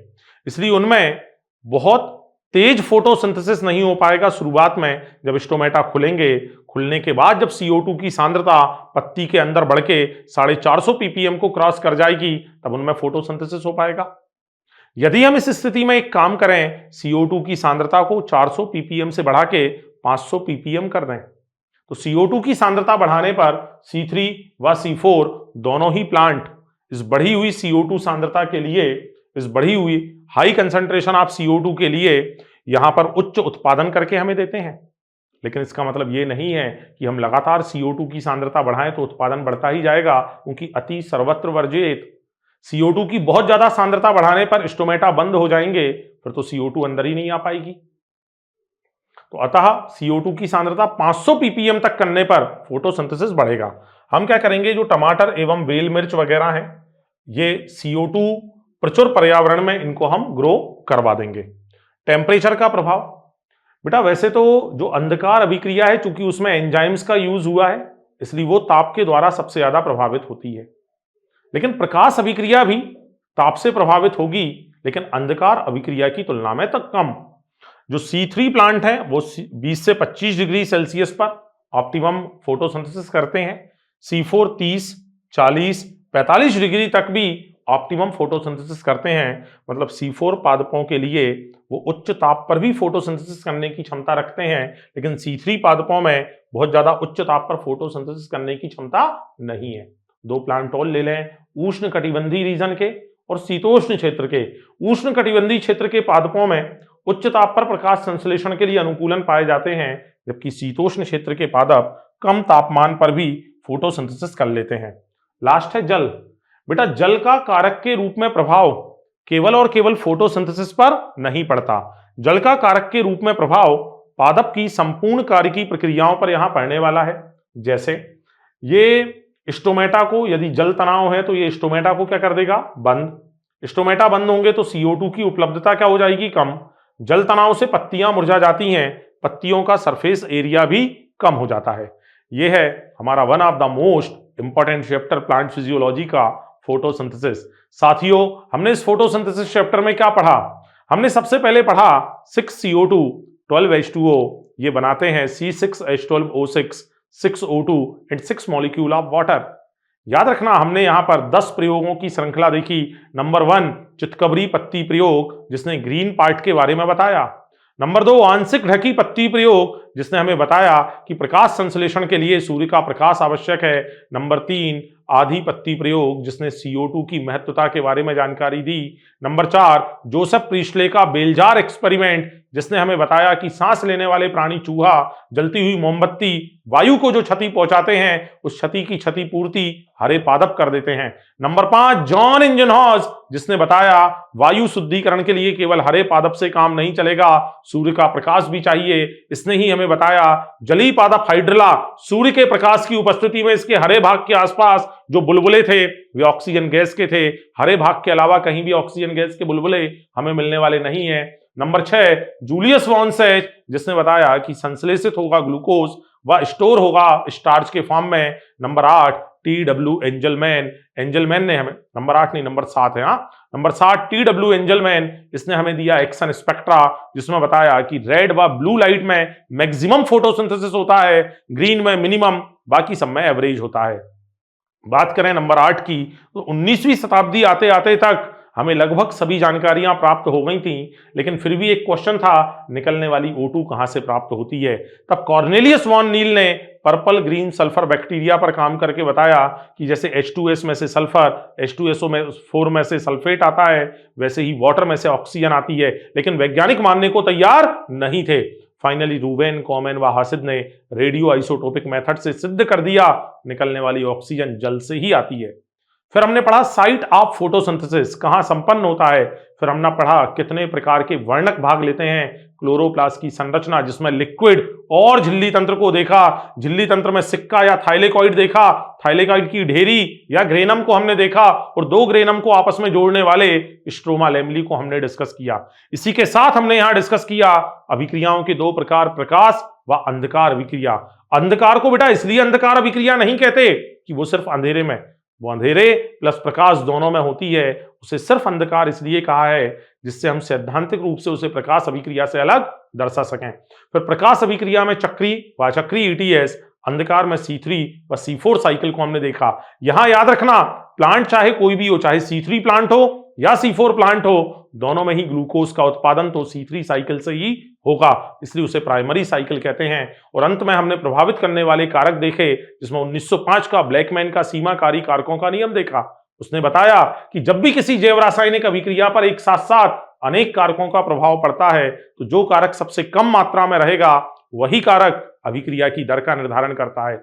याद रखना, फोटोसिंथेसिस की अभिक्रिया की दर जिस कारक की मात्रा बढ़ाने पर बढ़ना चालू हो जाए, आप समझ लेना वही हमारा सीमाकारी कारक था। Best of luck, thank you. बने रहें एमजीसीआई यूट्यूब चैनल के साथ और अपनी प्रिपरेशन को एक नेक्स्ट लेवल पर लेकर चलें। हमें 2025 में ही सफलता के नए झंडे गाड़ना है, नया परचम हमें लहरा देना है। बने रहें, अगले लेक्चर में हम मिलेंगे रेस्पिरेशन चैप्टर के साथ, जो इससे बहुत कम समय में मैं आपको डिलीवर करके दूंगा।